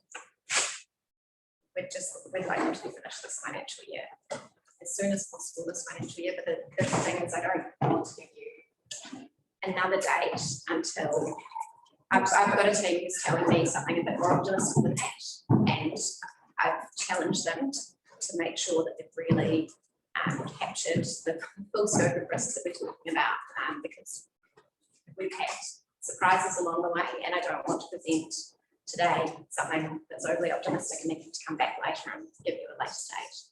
So that's twice split in the third time choice. So, but we will be in a position to commit to a date on the 28th. Yep. So that would be great. Yeah. Commit to committee then. Yeah. We just don't want to I guess she has. This is, and I take on point, this is the last piece of the puzzle for all our drinking water to compliant, subject to an increase in standards by the government, which we can't. Yeah, and there is the technical aspect. So we've had physical compliance with the drinking water standards, as in the treatment, I guess the barriers are in place. There is the technical requiring a water safety plan to be signed off. All of that is changing. It's all in line with the water service as well, but that is one outstanding thing as well, which we're working on. And The safe drinking water compliance, it's mentioned here to achieve compliance with the drinking water standards. The Memorial Park treatment plant requires filtration to be installed in addition to the UV that is now in place. Can you tell me what sort of, what type, why would, first of all, why was that not included right at the beginning? And secondly, what type and what additional cost is that going to have? So the filtration wasn't included in the, I guess, the first part of the project because it's quite a lot more and more complicated work. So we, I guess, the first stage of treatment, the UV, addresses the bacteriological risk. So which is the major risk. The second stage, the filtration, that addresses the risk of protozoa, and so that's a little bit more difficult to install. So that's why I believe it's cartridge. Yeah, I believe it's cartridge filters, but I need to confirm it. Yeah, sure. The additional, obviously, this has got an additional cost that we have to wear over and above what's been budgeted for. Yeah, so the costs of the actual filtration isn't changing. It's what we had to do to enable that change. So it was proposed to have filtration, Yes, but you've changed the type that you're putting in. No, the type of filtration is the same. It's just the work we needed to do that to get to that point of installing it has changed. If you could let us know that. Yep. Too. Yep. Great. Thank you. that was great. Just stay in your seats for a minute. We'll just get someone to move that we receive the report on smart meters. And all in favour of that. Now, this is just an information and timeline report, so it'll be more on that as it comes to us. Yeah, we'll move on to item C4, which is Taranaki River Water Main Crossing. So if someone like to receive, move the Alistair. We're all in favour of that? Yeah. Right. Now, I guess we've got the guys here. We've only just received the report.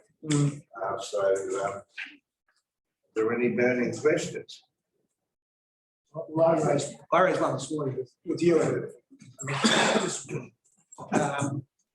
Can we not look at things like using the bridge or something? I understand this problems going forward. Have we looked at all the alternatives to the solution at this stage? Could we not come over a bridge or?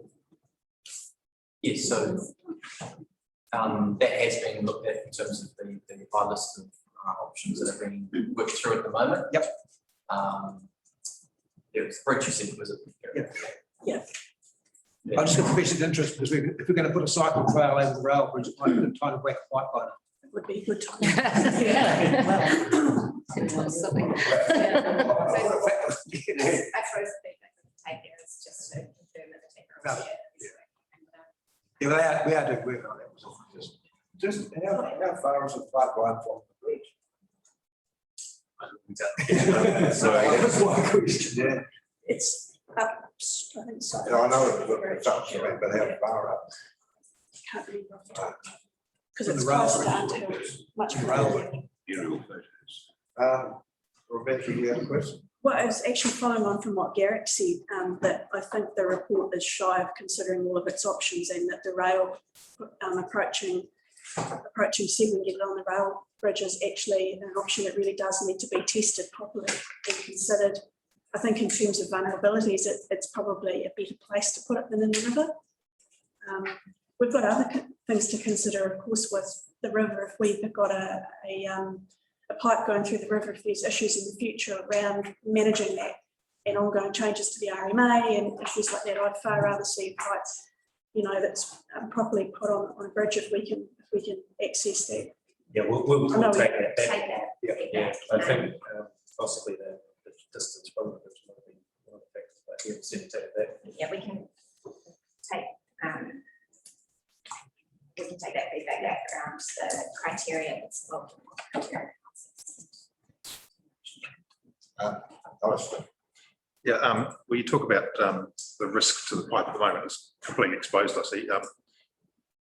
You know, when you're talking low risk, we're in the middle of winter now with big floods. Is the risk still low from a rockfall or you know, boulders coming down the river? It's a reasonably active river. Is there some remedial work we need to do right now to protect it? Because obviously it's Featherston's only supply water. But one of the concerns was with some of those initial site investigations was you went in and tried to do anything might then put the pipeline at further risk was one of the initial concerns.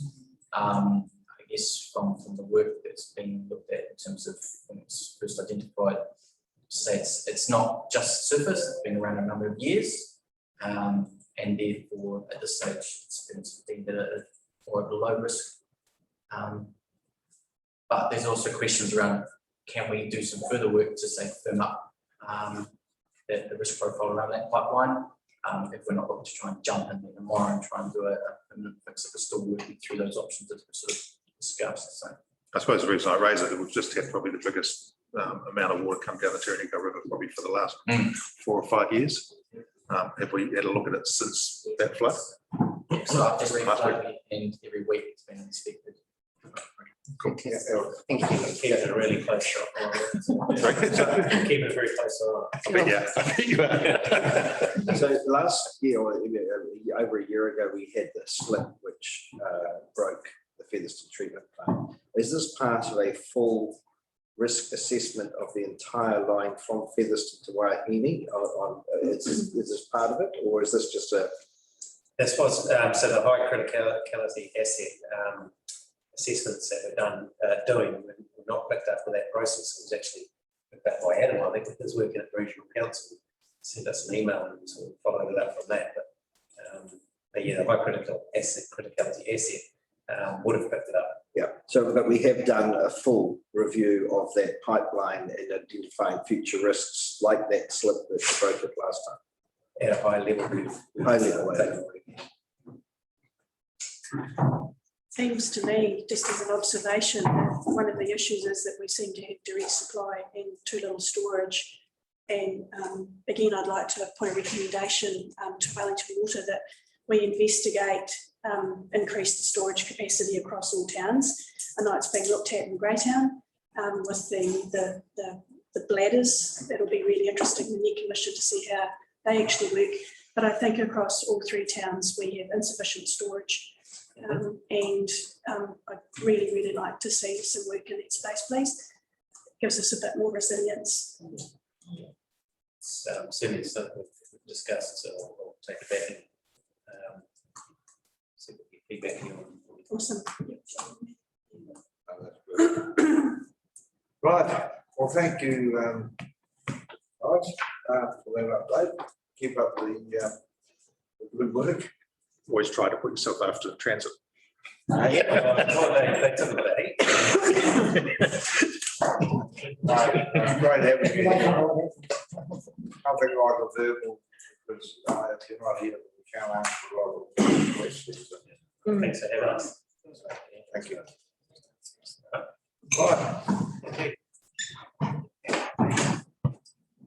Right. Right. See, conference. I think we'll take a 5-minute break.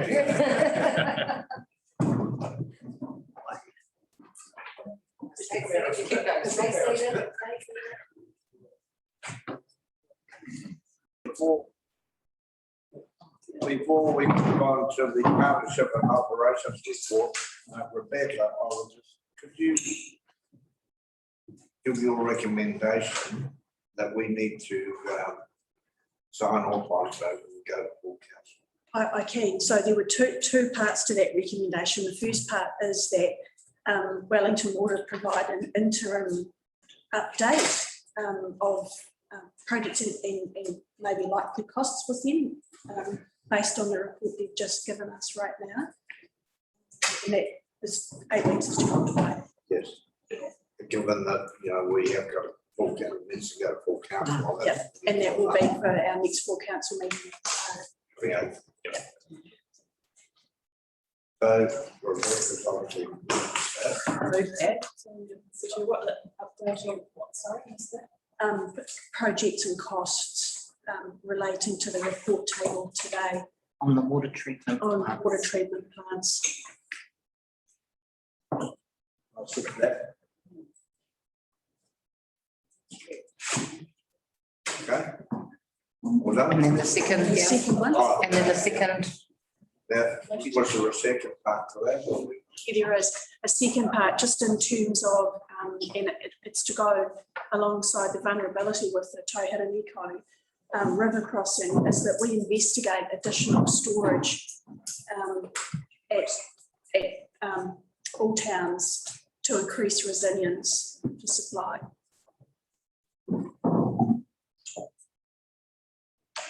I'll second that. We all favour those two recommendations. All right, yes. Aye. Aye. Yeah. I Right. think that was done in mine. I'm like, aye. Okay, we move on to the gutsy stuff, where you and Sean. Well, C5, partnerships and operations report. Would someone like to move that we receive this report, please? I'll move it. Becca and Jude. We all in favour of that? Aye. Yeah, good, right, Ewan? Yeah, I'll quickly can't just do as much as I can, please interrupt me if there's any questions, and also we'll need to discuss an item at the end. We also had the weather event a couple of weeks ago now. We closed the road. There's a bit of an update right there around some of the damage that was sustained to Cape Palliser Road before the end of the financial year. So thankfully the storm itself obviously moved further west than was originally predicted, but also there's been some damage to the road there. We've also were able to get all the boulders back up on the erosion protection, so that hopefully mitigated and ordered more boulders, and the eco reef trial is obviously something that's in progress as well. We've got, I'm going to go through it quite quickly. We've got a bit of an update there around some of the night flows, which is an indicator around network leakage. As you can see, it jumps around quite a lot, especially in Martinborough, and that's probably not unusual given the size of some of the networks. So it can be an individual leak that can cause it to increase quite substantially. But yeah, it's an ongoing process. We used to. Can I ask something here? Would that be anything to do with the flushing of the pipes when we had the problems around here? We did quite a lot of flushing. It could well be, and there's a number of factors potentially that play in there.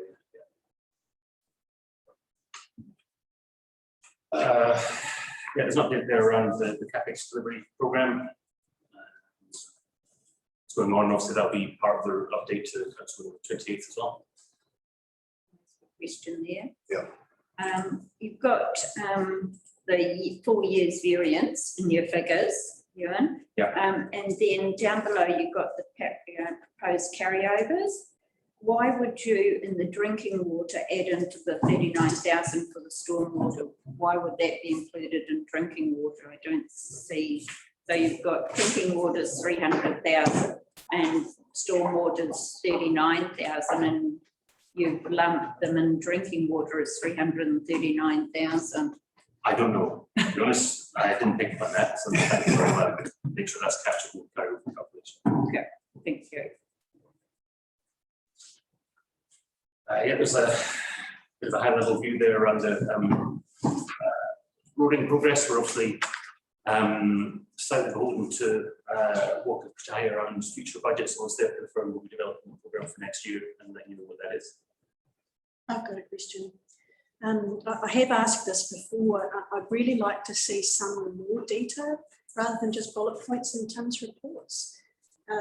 Is there any chance that we, and I'm happy to take this conversation sort of somewhere else if it needs to be, but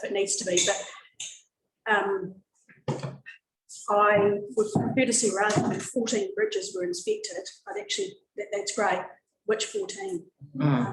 So it's great to have the information, but there just needs to be more guts behind it. So when we, when we're developing the programme, we'll share that programme and show some progress against that at a more granular level. Like a reporting dashboard kind of Yeah, stuff. yeah, there's a little bit more detail on the dashboard around some of the resale type stuff, but probably still not as much as that. Thank you.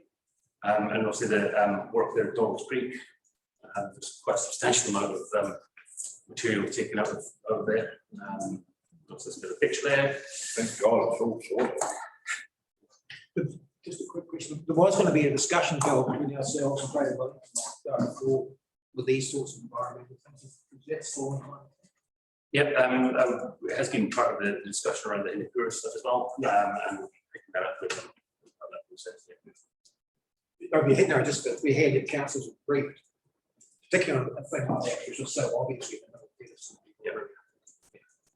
So, is that metal gone anywhere? Are we using it for any other projects, or is it just being dumped? I think it has been reused. I couldn't tell you where. Down to crusher.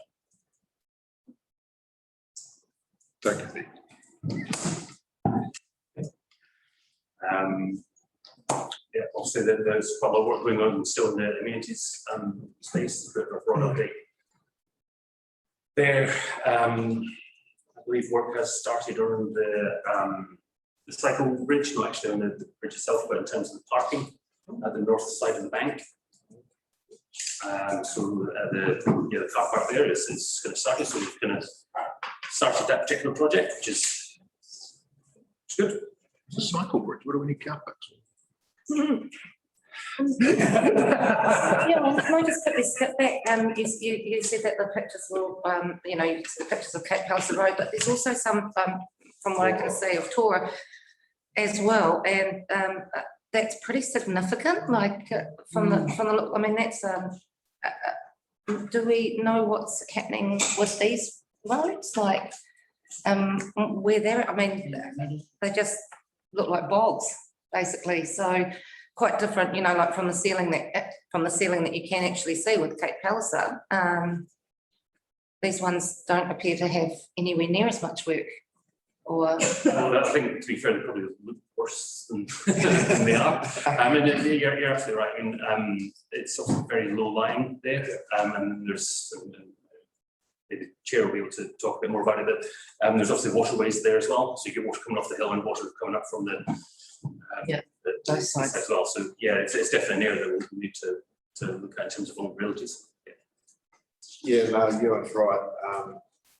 Honestly, a lot of the water you think it's coming from the sea, but it's not. It's coming off the hill. He said they've always been able to get through it, but it's going to life whether it's where it is, and it's subject to it from both sides. We're living through and cleared it, haven't we? Yeah, and the debris being removed. Yeah, this came up last winter as well. It was about culvert cleaning and those sorts of things, and it's letting the surface water get away more than anything else. Yeah. Can I ask a question? Going back to the paragraph just before you start on 4 on the amenities, you're talking about the concept plans for the intersections at Biddle's Cutting and Mowick Road, and then the Glenmorgan Fabian's Line one. Is that coming to assets and services, those plans for before they go out for public consultation, or go to council? Just on that, with the NTTA report, it came those intersections. Yeah. And we can probably discuss that when we have our workshop. no, that was on the low. It wasn't actually, yeah. Yeah. And those are state highway. Yeah, so we can certainly pass them around. Obviously, they're going out for a public consultation, and doing that, we obviously try and share it with yourselves before it goes out to the public as well. Yes, please. Yeah, that'd be great, especially because it's concept plans. We haven't had confirmation of funding from NCTA for these things yet. So we're just getting the prep work done. So, you know, we don't necessarily go out to the public and say these things are going to happen. We have I think he was saying it was a 9-year wish list. No, that's for the state highway. So that was what he was talking about, was the state highway improvement. So remember we put a combined bit of about 18 million to what was targeted for the long-term plan funding program. And 13 million of that was the maintenance area. There was 6 million related to capital projects and other activity on our local roads. And we haven't heard from NZTA what level of funding has been approved yet on that. So we need to get the confirmation of the funding. There's no point in going out and talking about people and raising expectation if we haven't got the funding. Jimmy, can I just say, can we get an update on the eco reef? I thought that had all been signed off and we were all good to go. And Not that simple. Yeah, so we had to commission more environmental reports and also an archaeological report for rural areas. And that's taking time. And we've got that now. It's been shared with the Maritime Committee as well. And we're hopefully actually going to be able to get something in the ground. So see. Yeah, they're all set to go, all the metal being screened and crushed that goes in it. And it's just a matter of getting the timing right. Yeah. So remember, to be fair, I'm pretty flat out with a lot of this recovery from the last storms. Yeah, it's taken longer than thought, but there are important steps to Yeah. I've got one question, just on the circulation of that report to the Māori Standing Committee. Is that going to come to assets and services or planning? we're going to share if It would be really lovely to see that report, yeah. Yeah, we've had the earlier one, didn't we? But not the one post with the archaeological update. No, I don't think. You haven't seen anything about it. we've got a copy and we'll share it with the Maritime Committee for comment. Yeah. Yeah, we can certainly share it. Yes, please. Yes, please. Yeah. Thank you. Would I be able to ask that the Nunnamborough Community Board see that as well, since that's happening within our ward space? So since we're all asking questions, I was waiting to the end.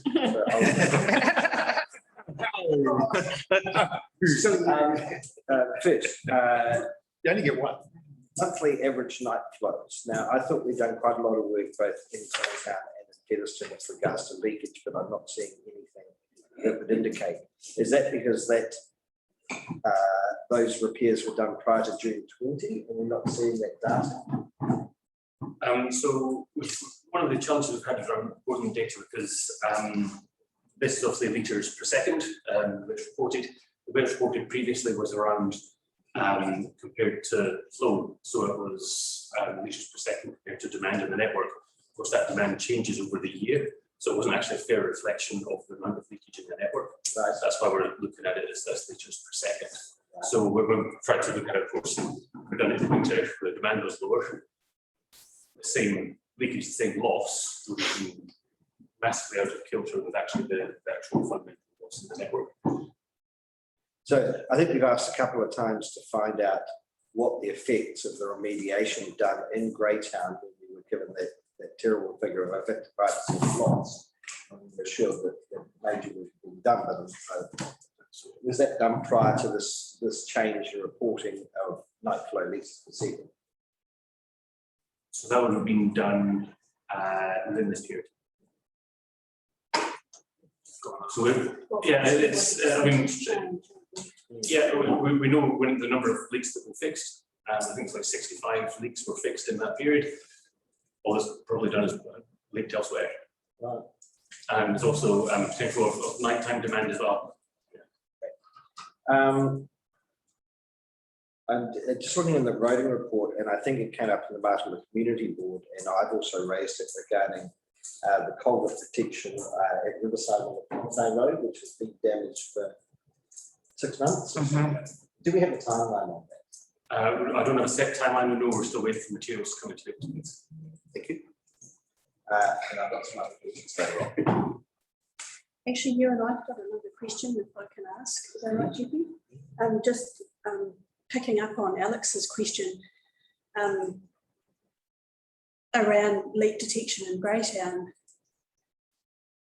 I guess what would be useful to see would be a report with a percentage change and whether the leaks that we see now are occurring near to or across the network at different points, because I think that dovetails into the overall asset condition and gives us a sense of where we might be needing to invest more. Yeah, and that's also part of the smart meter trial as well. Yeah. So we're using smart air meters, which includes vibration detection and vibration sensors. I think it's part of the report, which helps us identify leaks within the network without having to have one reported to us. It's almost an actually they're proactive around some of these things. Yeah, it's part of the overall program, be able to test that as a possible solution, so we can leave them, fix them before they become a problem, or bigger problem. Yeah, thank you. Right. Moving on. Yes, now, Mel. Yeah, so I'm here to talk on behalf of the Martinborough Community Yep. Board, and it falls into that land, not so much the land transport space, but it's actually further down under other projects. Look, there's actually two things in that 4.6 other projects on page 42. One is the incorrect spelling of Hoariki Marae. By the misrepresentation of two letters, it's been turned into something quite derogatory. So if we could please have the Ho, H-A-U, please word search Stephen, and just if it could be corrected anywhere where it has been called Huariki. My apologies. No, that's okay. That's just it's all learning. That's not a it's not a problem. So the other thing that we wanted to talk about was the Innovating Streets project, which is happening currently within our town. So we were told at our meeting that we needed to that we would need to come to the Assets and Services Committee meeting to ask a few questions.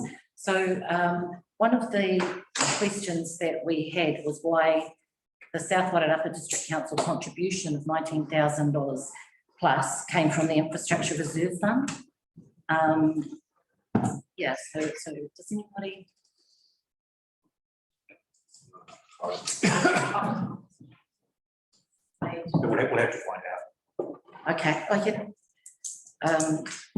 That would be great if I could ask if that could be advised to us. Perfect. So we, as we were only advised officially at the Martinborough Community Board in April about the Innovative Street Funds, we accept that the funding for the Innovating Streets has already been allocated. However, we would like it investigated into if there is additional funding available within NZTA for road safety initiatives like what we were hearing today, so that we can look at the road safety issues that we actually have within Martinborough. Particular areas of concern is the Princess Kitchener Street State Highway 53 intersection, which we noted wasn't on the NZTA Waka Kotahi project. So it's actually missing there. And I wonder if it's because we have such a resilient community and the people who have repaired the offence about 6 times in the last 2 years just haven't been, relaying and reporting on what have you. So I did know that wasn't included in that it wasn't. Because we got late yesterday. Right. Well, so because what happened, because listening to some of the prices and things that was being discussed here around permanent installations, in April, Aidan and I, we attended the community board conference in Gore, and it was in Gore that we saw a really large number of the road safety measures that their council was using the Innovative Street Fund to address safety issues within their town. We really feel that some of these measures could be implemented in Martinborough. You'll see there's a temporary roundabout installation there that we feel could be temporary, as a temporary measure, looked at that intersection on Princess and Kitchener Streets. We also have a number of not well lit pedestrian crossings that are becoming a real concern. So I've now heard from 6 different people about near misses and accidents on those pedestrian crossings, particularly the one outside the Pukimanu and the museum, because it's right beside the Wheels Park. The kids come straight out of there and straight across. So most people who are from here will know. As you know, we get a lot of people who aren't from here and won't know to slow down. So if we could look at implementing just some of the types of measures that they had, you know, things like cat's eyes and their advance up to them.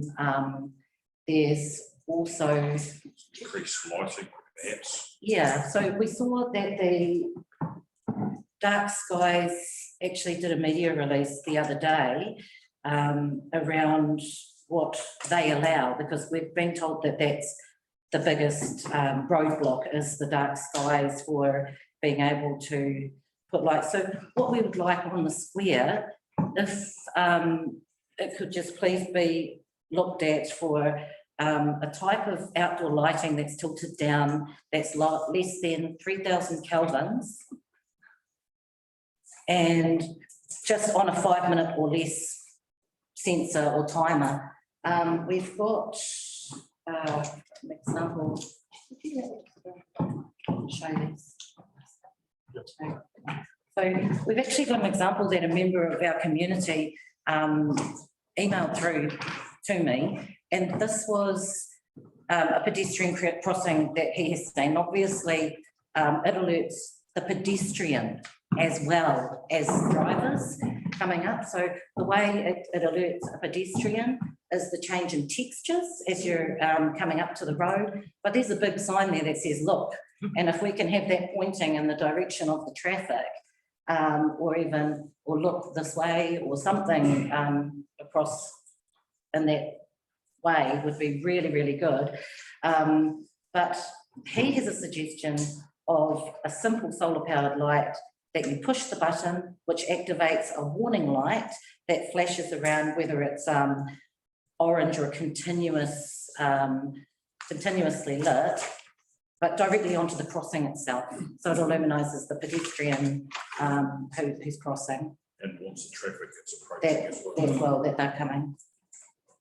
So we are supporters, as most of the town is, of the Dark Sky Initiative. What we don't want to see is that the initiative overrides safety. And we have, furthermore, we have a pedestrian crossing that would really benefit from this, which is on Venice Street, right by Jellicoe Street at the Venice Street intersection, near the fish and chip shop. And a lot of people going there, a lot of people coming in and out, and cars parked right up hard to that pedestrian crossing when they're at the movies and things too. And it prevents people from seeing. You have a child on a bike. This is an actual example from last week. A child on a bike waiting to try and come through, nobody could see them. So there's, you know, that's changing too about people and the colours they wear and what have you. But as I say, this was a child, so the person actually stopped, waved them forward when it was safe, and for them to get through.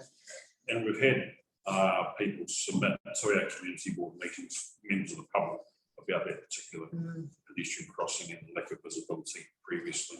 Yeah. We've raised those issues in our action plans. So again, we're still getting feedback about concerns and issues. Yeah, so these come up at our regular drop-ins at meetings as well. I've just been talking to Susie about going forward with this. And as I suggested to you earlier on out there, if you make some recommendations from your community board meeting. So we've made these recommendations and been advised that what's holding up at the end, this investigation into these things was not bringing it to this. Where have they gone? So they're going to be fed back into that decision programme around the roading improvements once we've got the budgets. And that's, so we've got them now, we've got them as part of the community board as well.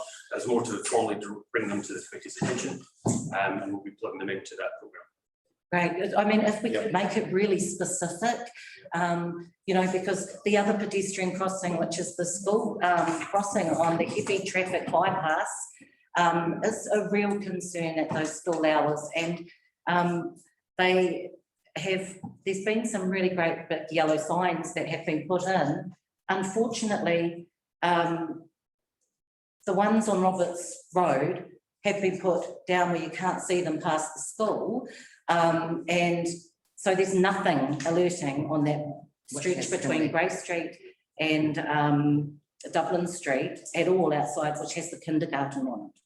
So if even just the school one can come back, and then the one that says, you know, you're now finishing, that stays on Roberts Road, but something to alert around those children. We do, as I say, our children are taonga in this town, and as a community and very much community-minded people, we want to look after them. Right, just a bit of clarification. Sorry if I had to use Suzanne's knowledge here, but we need to make a recommendation from this committee on the concerns of the Borough Community Board, and then we can put that forward to our council meeting. Thank you. So, you're brilliant at this. Could you word that for us, please? I actually have it. I have some information in my chair report, which I can share quite quickly. So get. Well, this is to make a recommendation. Oh. And this recommendation will go to full council. So the recommendation will read. What would you want to? That we What recommendation are you?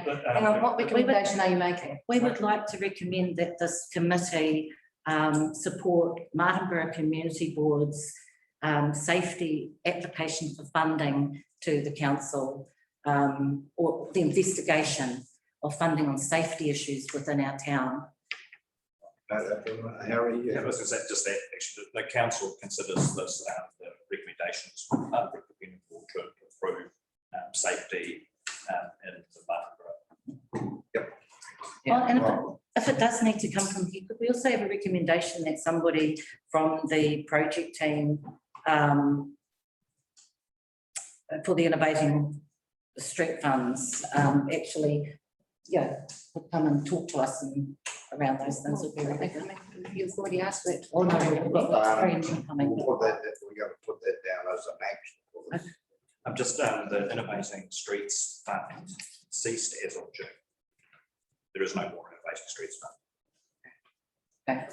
So we have to talk to ECTA about it.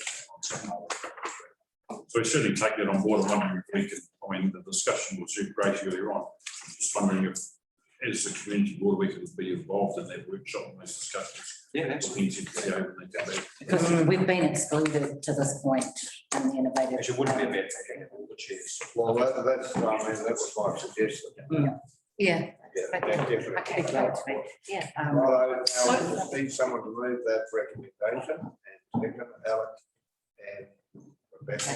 Are we all in favour of that recommendation going? Thank you. Yes, carried. Right, now we've only got about 15 minutes.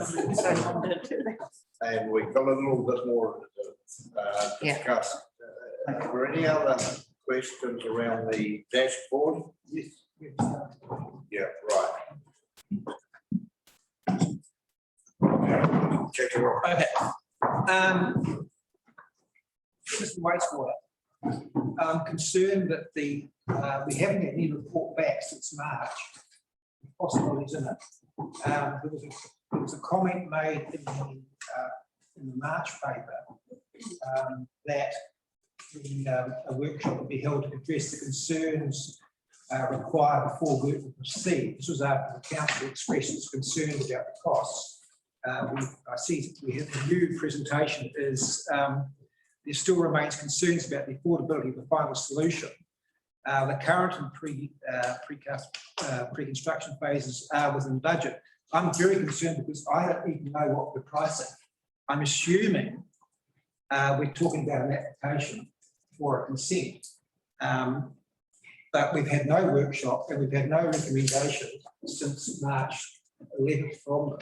So I'm not even sure what alternatives we're even looking at. And we raised the comment earlier that Can I also ask, is that document we were given on March 11th, is that now public? Because in there we talk about pricing running from, I mean, I hate the word mind-boggling, it's eye-watering. And that has never been addressed. We are waiting for a comment from it. Is that document public? So, I'll just, And sorry, and can I just say, the comment in this latest one is saying affordability of the final solution. Please tell me what the final solution is. So remember from the workshop, the main issue was whether the current land area was actually suitable for either treatment or disposal. That was the fundamental thing that we needed to go away and get an assessment for. So that's the work that's being done. We've only recently had that information. And so we will bring that to the workshop very soon. So the fundamental question we have is about the suitability of that land, let alone a treatment option, as a location to actually treat water. And you heard the soil scientists talking about the water table and those kinds of things. But that has not come to council. No, they're saying that's what so the work. So are we going to have a chance to sit down and discuss this stuff? Yeah, that's what I'm saying. Before it's set in concrete. So Gary was saying the main output from the workshop is to go and investigate the suitability of the land for either treatment or disposal. Because we could be in a situation where the results of that tell us that that land is not suitable at all. Sorry, can I just butt in here? We've had this discussion before, and we had Mr. Kirk online explaining to us that the groundwater was too high. Yeah. I asked the question then, what is too high and how high is it? I don't have an answer. Exactly, that's what the information. Well, I do have an answer because we've already got it. We're reinventing the wheel on this. The action we took was to go and ask for a report about the suitability of that land for water treatment and for water disposal. And we've only just recently had that information. So then we're going to set up a workshop with you to discuss it. 4 months. So we have to be also quite clear that there's a limit to what we can do while we're doing consultation on the LTP growth. I appreciate that, but when it says here that the budget for the final solution is within budget, So I've got no idea what the final solution is. With that's badly punctuated. Although there remain concerns about the affordability of the final solution, it should have been a separate sentence then. The current and forecasted pre-construction phases are within the budget. It's not saying the final solution is within the budget. Pre-construction of what? This is the design and the auctioneering and the community engagement, all that. It's okay. Well, rest assured that you've got a workshop coming soon. I mean, the output of the workshop was for us to go away and say, have we got the right location in the first place? That was absolutely fundamental. So we've gone away and made sure we've got the science and understanding of the soil and the suitability of that land. That was the work we had to do. We've got that, and we're now going to come bring it back to you. Sorry, I would think we try and find a solution before we go and look at the land.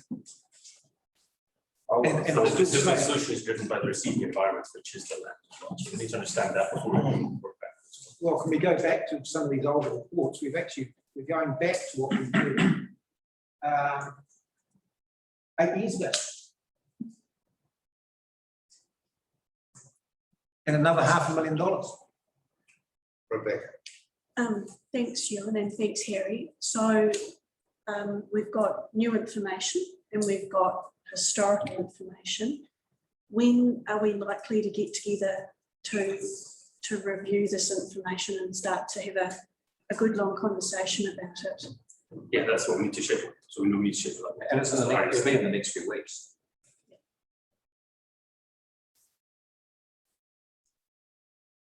Well, it's supposed to be in March.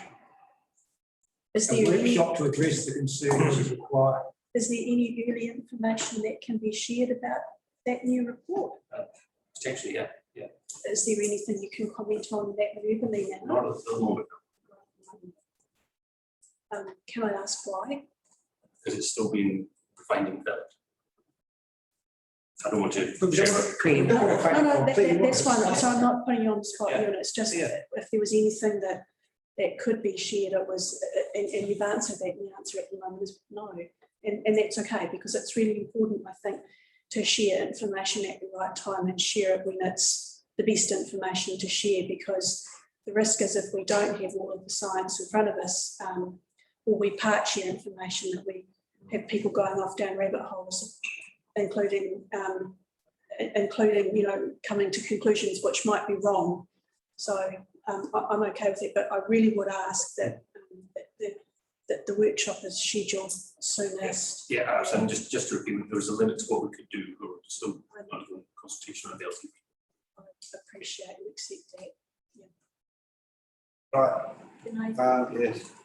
Yeah, and this is a general question, and it's probably my lack of understanding around your dashboards that you've got. But if you look at, I think it's on page 46, just as an example, you've got a major project there about, and it just happens to be a manganese reduction plant, unfortunately. But you're saying the project's complete, but there's some areas that are still orange or some areas that are still red. Why wouldn't they go to green if the project's complete? An oversight, frankly. They should be changed, they should be blocked out. And we're developing new dashboards once we get to next year's program of work established. That's my admin error. Okay, all right. So that's fine. It's just having an understanding around that. So thank you. I've raised it with you before, but it just page 47. I'm just concerned about the funding for the fixing the drip lines at Lake Ferry. Have we got funding, or is it coming out? Because this was raised far as well. Yeah, but we need to pick that back up very soon. Yeah, that's a good point, Gary. I'm just wondering whether this would be moved from here. Because it is a risk. Yep. Harry, what do you think about that? I think it's okay to keep that here. I think it's good. That's appropriate to keep this here. It's a services question. Okay. Schedules both. Yep. Okay.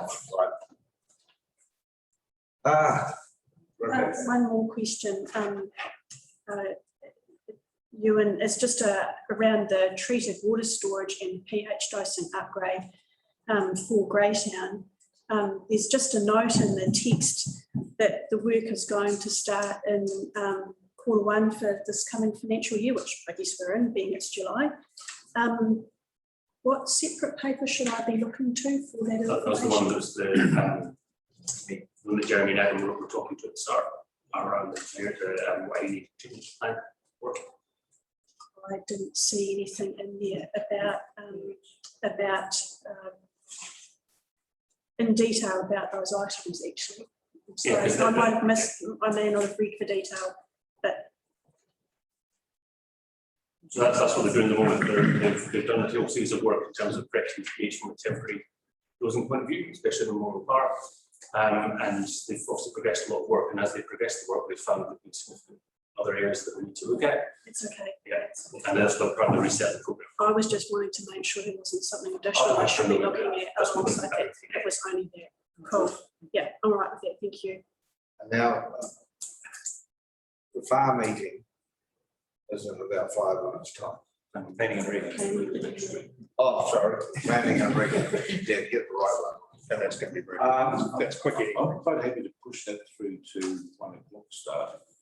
We need to get through more stuff. Happy for that? Yep. Okay, we all have That to. doesn't mean talk forever.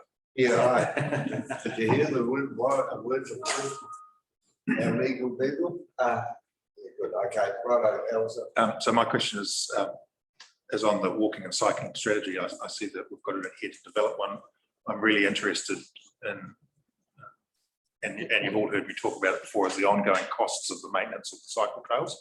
It's all very well building them, but when we do the cycle strategy, we need to have some indication of what an annual cost is going to be to maintain these things, because that's the one part of this whole 5 trails that's not out in the public arena yet, is what the ratepayers are going to be paying to maintain these trails.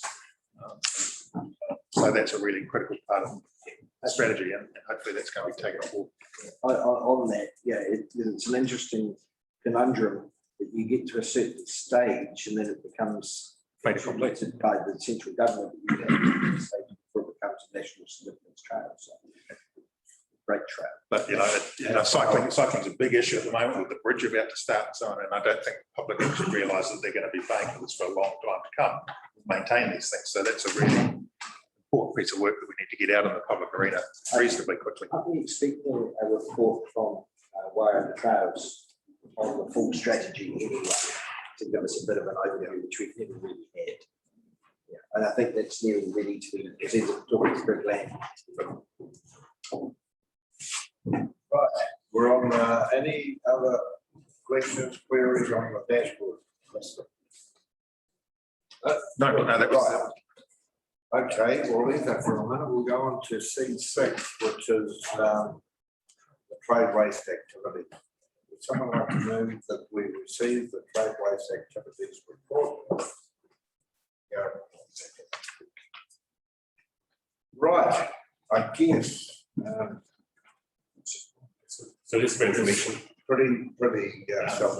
It's just a bit of a heads up that we're really ramping up our inspection regime around trade waste. And I think it's just left, but the guys have been really ramping up the work, and in also conjunction with Belgium for around getting support around those inspections and what we need. There's a bit of a profile there around the stats that we've been undertaken.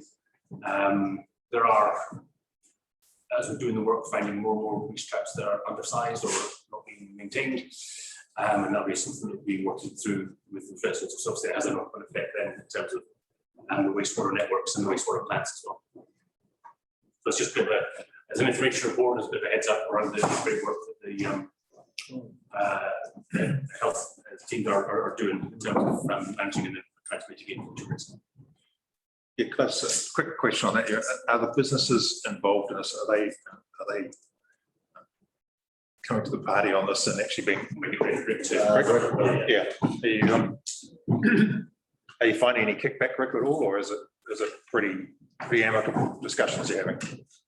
Yeah, so it's a very meaningful piece of work that we've taken on board to actually look at what is out there. And so between myself and you and others, we've looked at what impact it has from what we didn't know. And so, as you say, we've been made 2 AHOs and gone out and inspected the grease traps and different things as part of what we do with food verification as well. And the majority of them have been very, very obliging with us. That at the moment is because we're doing it as a information gathering exercise. Whether that becomes as obliging when we have to enter into the permitting phase, where it actually has a financial implication, we'll wait and see. What we've noticed is the level of education of what the tenants or the premises are has been low, if not very low, to understand what impact they're actually having in terms of our network as well.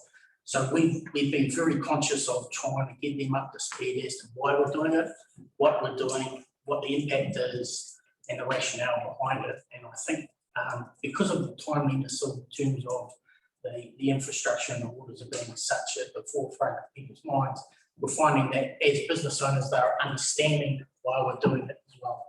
So overall, we would say the interaction and engagement with operators has been very good from our point of view.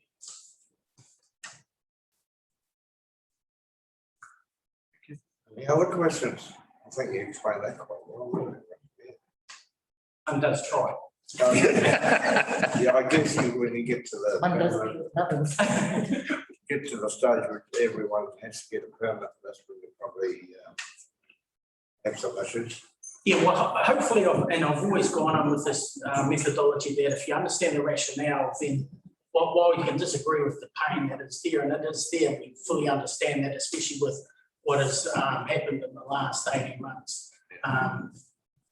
The bigger picture is if they don't help us out, we're all going to be on the same spot, if not worse. So, but from our point of view, it's been really great to understand the activities that people were undertaking and what actually impact it had. So our guys are absolutely on a massive learning curve. And this is where I put the plug in.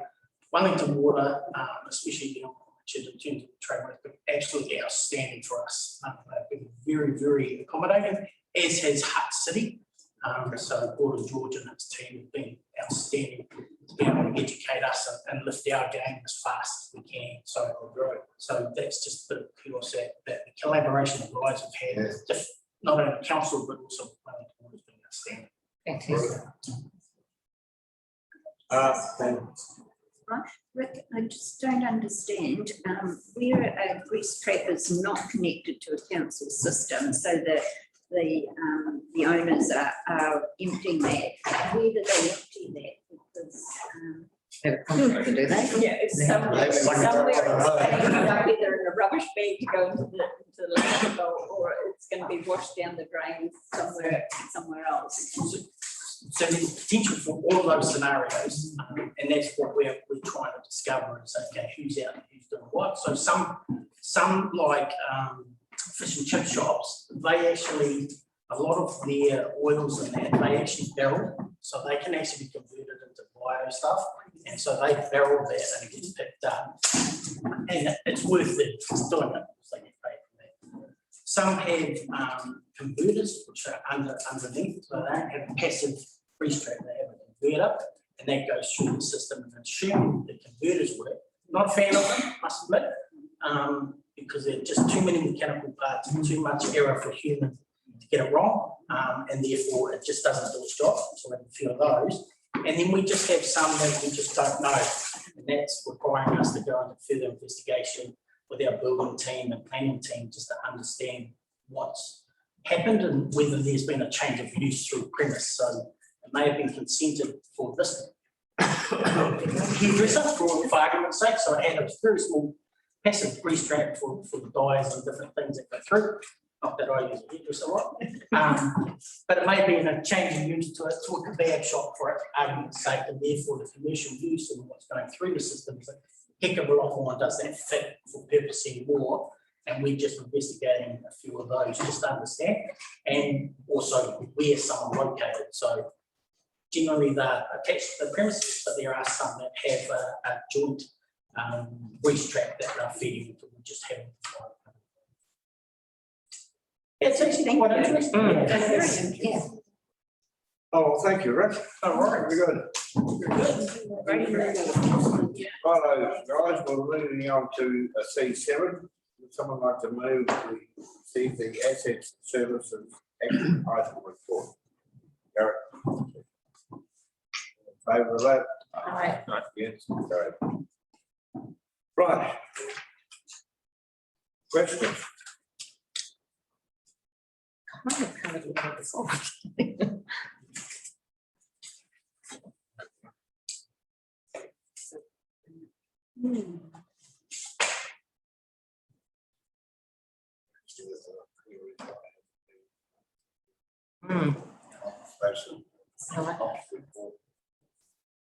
I'll just say that we would like to go ahead with that meeting you and Sue organising with regional council.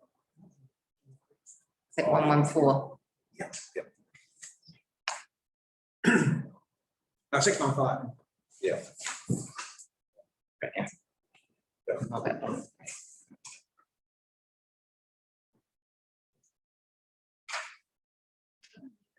Who ended up paying the cost of it?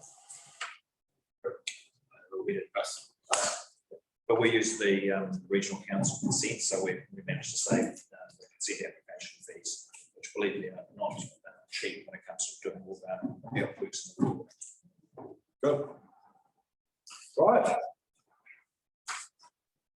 Now, we have one item left, and it's been tabled, which is the Hanakura Road update. Would someone like to move that we receive a Hanakura Road update? I'll move that. The activities undertaken and planned to remedy the situation. Sorry, no, we've just got an email with an updated one just came through. Same. Is it the same report? Is it? Yeah, so we're sending this to Same one as the email. What email just came in? Half an hour Coming ago. from Shell? Yeah. Yeah. Half an hour ago email. Yeah, that's I'm pretty sure. Yes. It went out 40 minutes ago. Oh, it's the same. Is it the same as it? Yeah. confusing me. Right, I think she just added a small update that the road's still open to light vehicles and tree removal from the curb. Okay, Yeah, there's been a situation that's been rumbling on for a little bit of time. That was then brought further to a head with the rain that we had into June. Hopefully the people can outline some of the background to it and some of the information that's there. The pictures there on the second page with the rains. The area affected has probably increased, and this is one of the reasons why in the geotechnical report we were advised to monitor the situation in that the area has expanded, and if you look at there's quite a lot of trees mixed in close to the road. A lot of those trees have gone. So the area is quite significant, and there's an awful lot of complexity to dealing with this situation in terms of the space. That's on private property, there's a water supply there, there's springs, and unfortunately it's the road that quite often feels the effect of this. So we have been doing some works to over the last period to as recommended by the engineer and geotechnical engineer as well, to continue to monitor the area. We've installed additional culverts in the area, and we've been working with GW around developing a plan for how to address this in the longer term. Since the slip increased, we have obviously, as outlined in there, put down quite a lot of metal there and cut the exit and entry points to reduce the weight on the slip itself. And light vehicle access has been restored with a view to get heavy vehicle access restored hopefully next week. We did have quite a bit of rain last week, also in Digging Grayton. So there's some out here as well, and we've been out and checked, and it hasn't moved any further since that rain. As I outlined, there are a couple of areas that I think we probably could have done better in terms of handling the situation, in terms of liaison with Greater Wellington and understanding the work that they were doing, and also in terms of some of the communication that's gone out, we are taking steps to try and address some of those issues, some of those concerns. The long-term plan, of course, is with Greater Wellington, and we are working with them on that to make sure that the fixes, repairs of the road, reinstatement of the road aligns with that plan as well.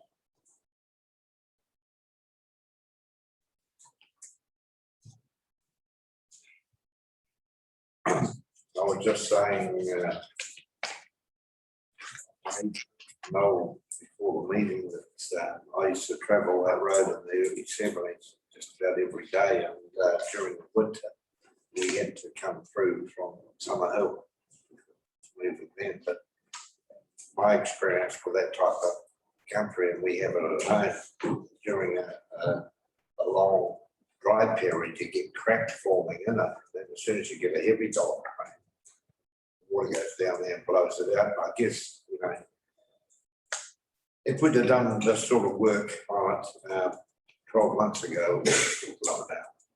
Because, you know, we found that with Usher's Hill, that it took 3 years for the work that we did on Usher's Hill to have any effect. But I'm pleased that we are getting onto it now and get the right people involved, because it is an unstable hill and we're going to have this issue, but we've got it. If I sometimes remove too much to the road in the short term, would actually potentially take up the whole area of the result. Yes. If I just go though, is there something we could have done better? Because I know that a year ago, when we had a significant slip, we were pretty well sure we knew it was going to happen. What could we have done better? Is this a Greater Wellington issue that they didn't progress it? Is it a landowner issue that they were investigating the risk of overtailing on their property? You know, is there something we could have done to avoid this? I think we do need to do a bit of a lessons learned process through this, and in particular on this one. We did commission the geotechnical report, which actually recommendations in that report said actually needs to keep monitoring this and understand the overall situation, which is therefore to do. I think in terms of learnings, we should have been closer with Greater Wellington in terms of understanding the activities that they were doing, and then making sure that what we were doing was in line with that. Mentioned the long-term plan for mitigation is with the Greater Wellington Regional Council. Are they taking responsibility for this, or are they just being involved? So they're being involved. They've offered to provide some funding to soil stabilisation things as well. Yeah, we need to understand the scope and scale of that. Yeah, absolutely. The tricky thing about GWRC is they've got different roles, and so they have there's the land use component, which is around soil stability and those types. One of the issues we had was trying to understand whether the dam itself was having an impact in terms of the weight of water in the dam and we really didn't understand until recently their regulatory role. And it was actually Aidan who actually raised that, and so I picked that up with GWRC to get an understanding that we can see that the regulatory responsibility.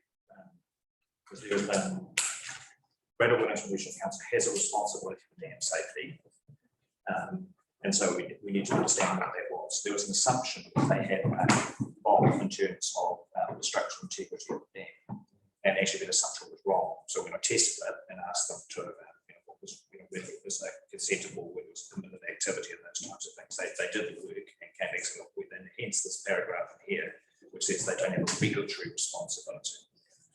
That aside, and that's true. So there's a threshold that actually says for a certain size of dam, it does not require building consent and so forth. And so a part of our thing was actually we were talking to one side of GWRC and not actually talking to both sides. And so it wasn't until we got the clarity on that that it made it really clear that it was our issue to resolve. And they've come to the party in a helpful way in terms of using their land use expertise to actually understand what we do to stabilise the hillside with plantings, various channel water and that kind of stuff. So that would be good. Harry, how long ago were all these conversations? Because it was raised at the Martinborough Community Board since. So I'm just that. Aidan raised it, said he raised it, and I said, yeah, that was last year, but then it was raised again asking for updates, and there wasn't any information given. So this is I followed up with GWRC after Aidan raised it was that? No, I think I raised it pretty much every community. Yeah, but I'm just saying. So this was only quite recently that you followed up. Okay.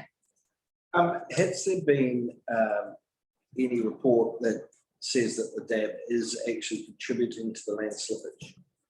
No. So right now, there's nothing that actually indicates this. What we need to do is reinstate the old cover that was damaged in the rains to make sure that any overflow from the dam is diverted. But is there an overflow culvert from the dam that then goes out underneath the road? Is there, or is there not? There's an old cover that sits under there. Yeah, but the overflow from the dam, where does that water go? So that's part of the discussion, is understanding some of that overflow. In fact, on page 2, there is a black and white, unfortunately. So this is an issue where a whole hillside is slipping, and water direction underneath hillsides move directions all the time. You fix one part and water moves somewhere else. So that was the whole point of actually trying to understand exactly what was actually happening and what the contribution to the dam was. Now without the dam, it's not actually a contributor to this effect. So it allows us to do things like this. That's the activity that's been going on to understand it. It's very complex, and I don't want to say a moving feast, because that's probably not the right phrase to use, but it is a really complex issue with multiple things that are feeding into this. I think one of the things that we actually need to remember as well is that we are still talking about members of our community. These people are ratepayers, they're human, and this is actually affecting their families and their livelihood because they can't get stock out and they can't get fuel. All of the main things that this is the reality of stepping back and not putting, keeping an eye on our rural communities. And when things are being raised about our rural community, then the follow-up and monitoring, when does it stop being monitored and start doing the work? That's what we're trying to say.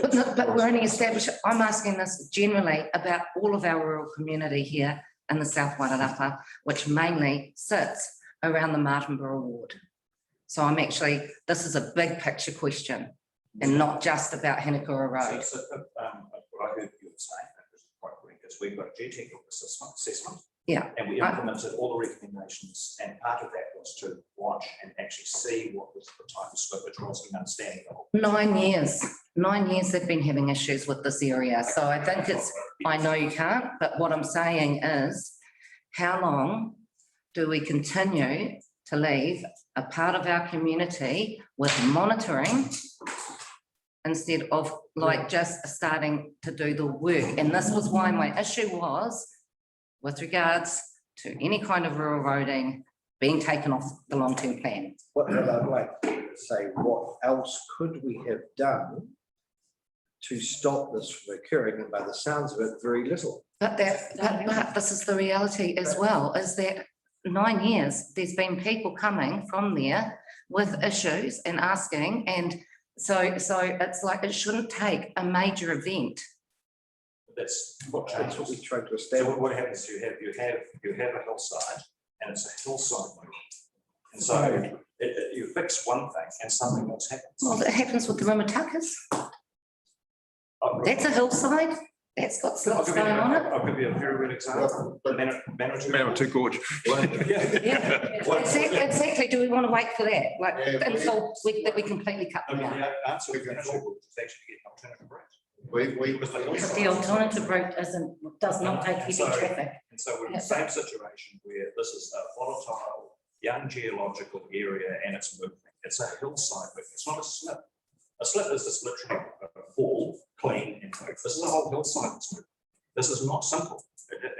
And we got geotechnical advice. We implemented all the things that we were required to do, and the advice was monitor. And we are following that. Look, I know your point, but the nature of this country, and particularly the East Coast, this can happen at any part of any of our roads. And it has. When it's being raised at an earlier stages is what I'm saying, is that when we're coming at an earlier stage, okay, I can't speak for all of us because we haven't all been sitting at this table for that long.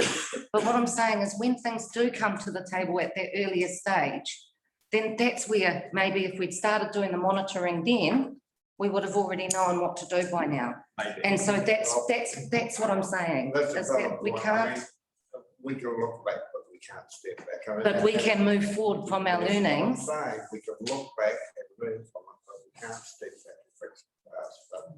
But this is, as I say, an issue that's going to happen on all the East Coast. It's happening. And So we really need to be keeping an eye on our rural roads. so, look, Aidan, I can't really. Can I just one quick thing, sorry, GP, with the planning process going forward to remedy that, there's a landowner out in Donald McQuarrie who has, he's going to come and speak at the community board meeting tomorrow night. I'm wondering, Harry and Ewan, would he be able to be involved in the planning process to come up with a solution?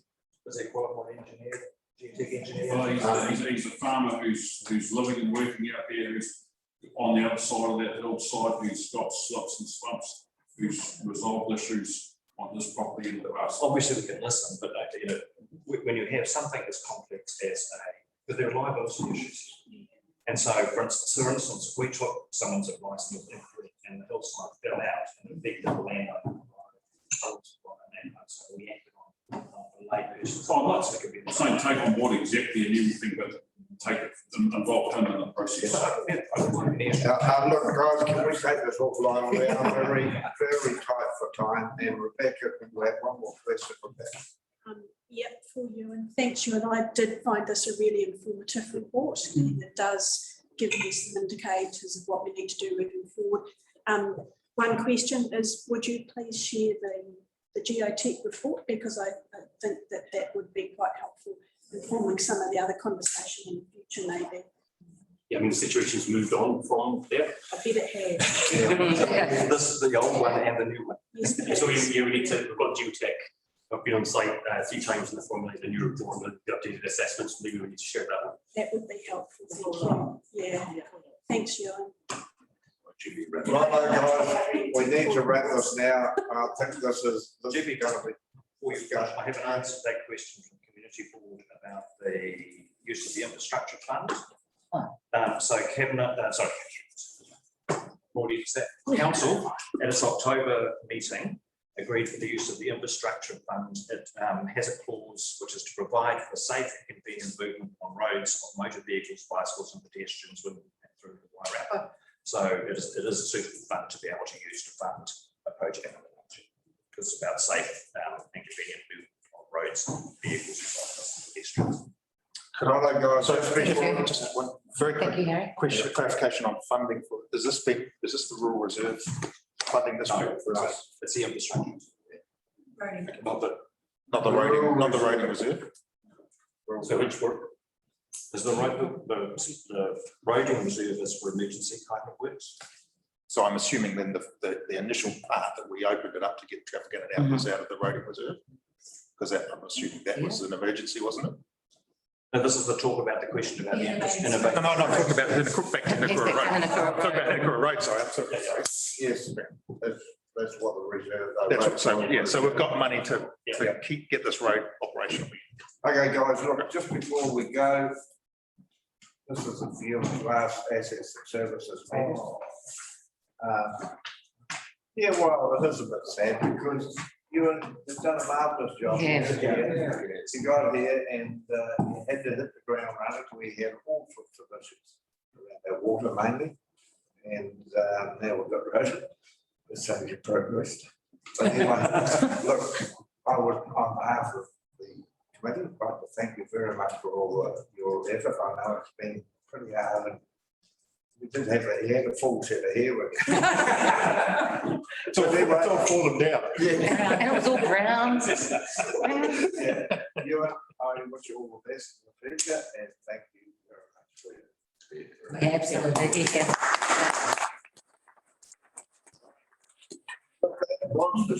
I'll keep the seat warm for you. Yes, declare the meeting closed. Oh, declare.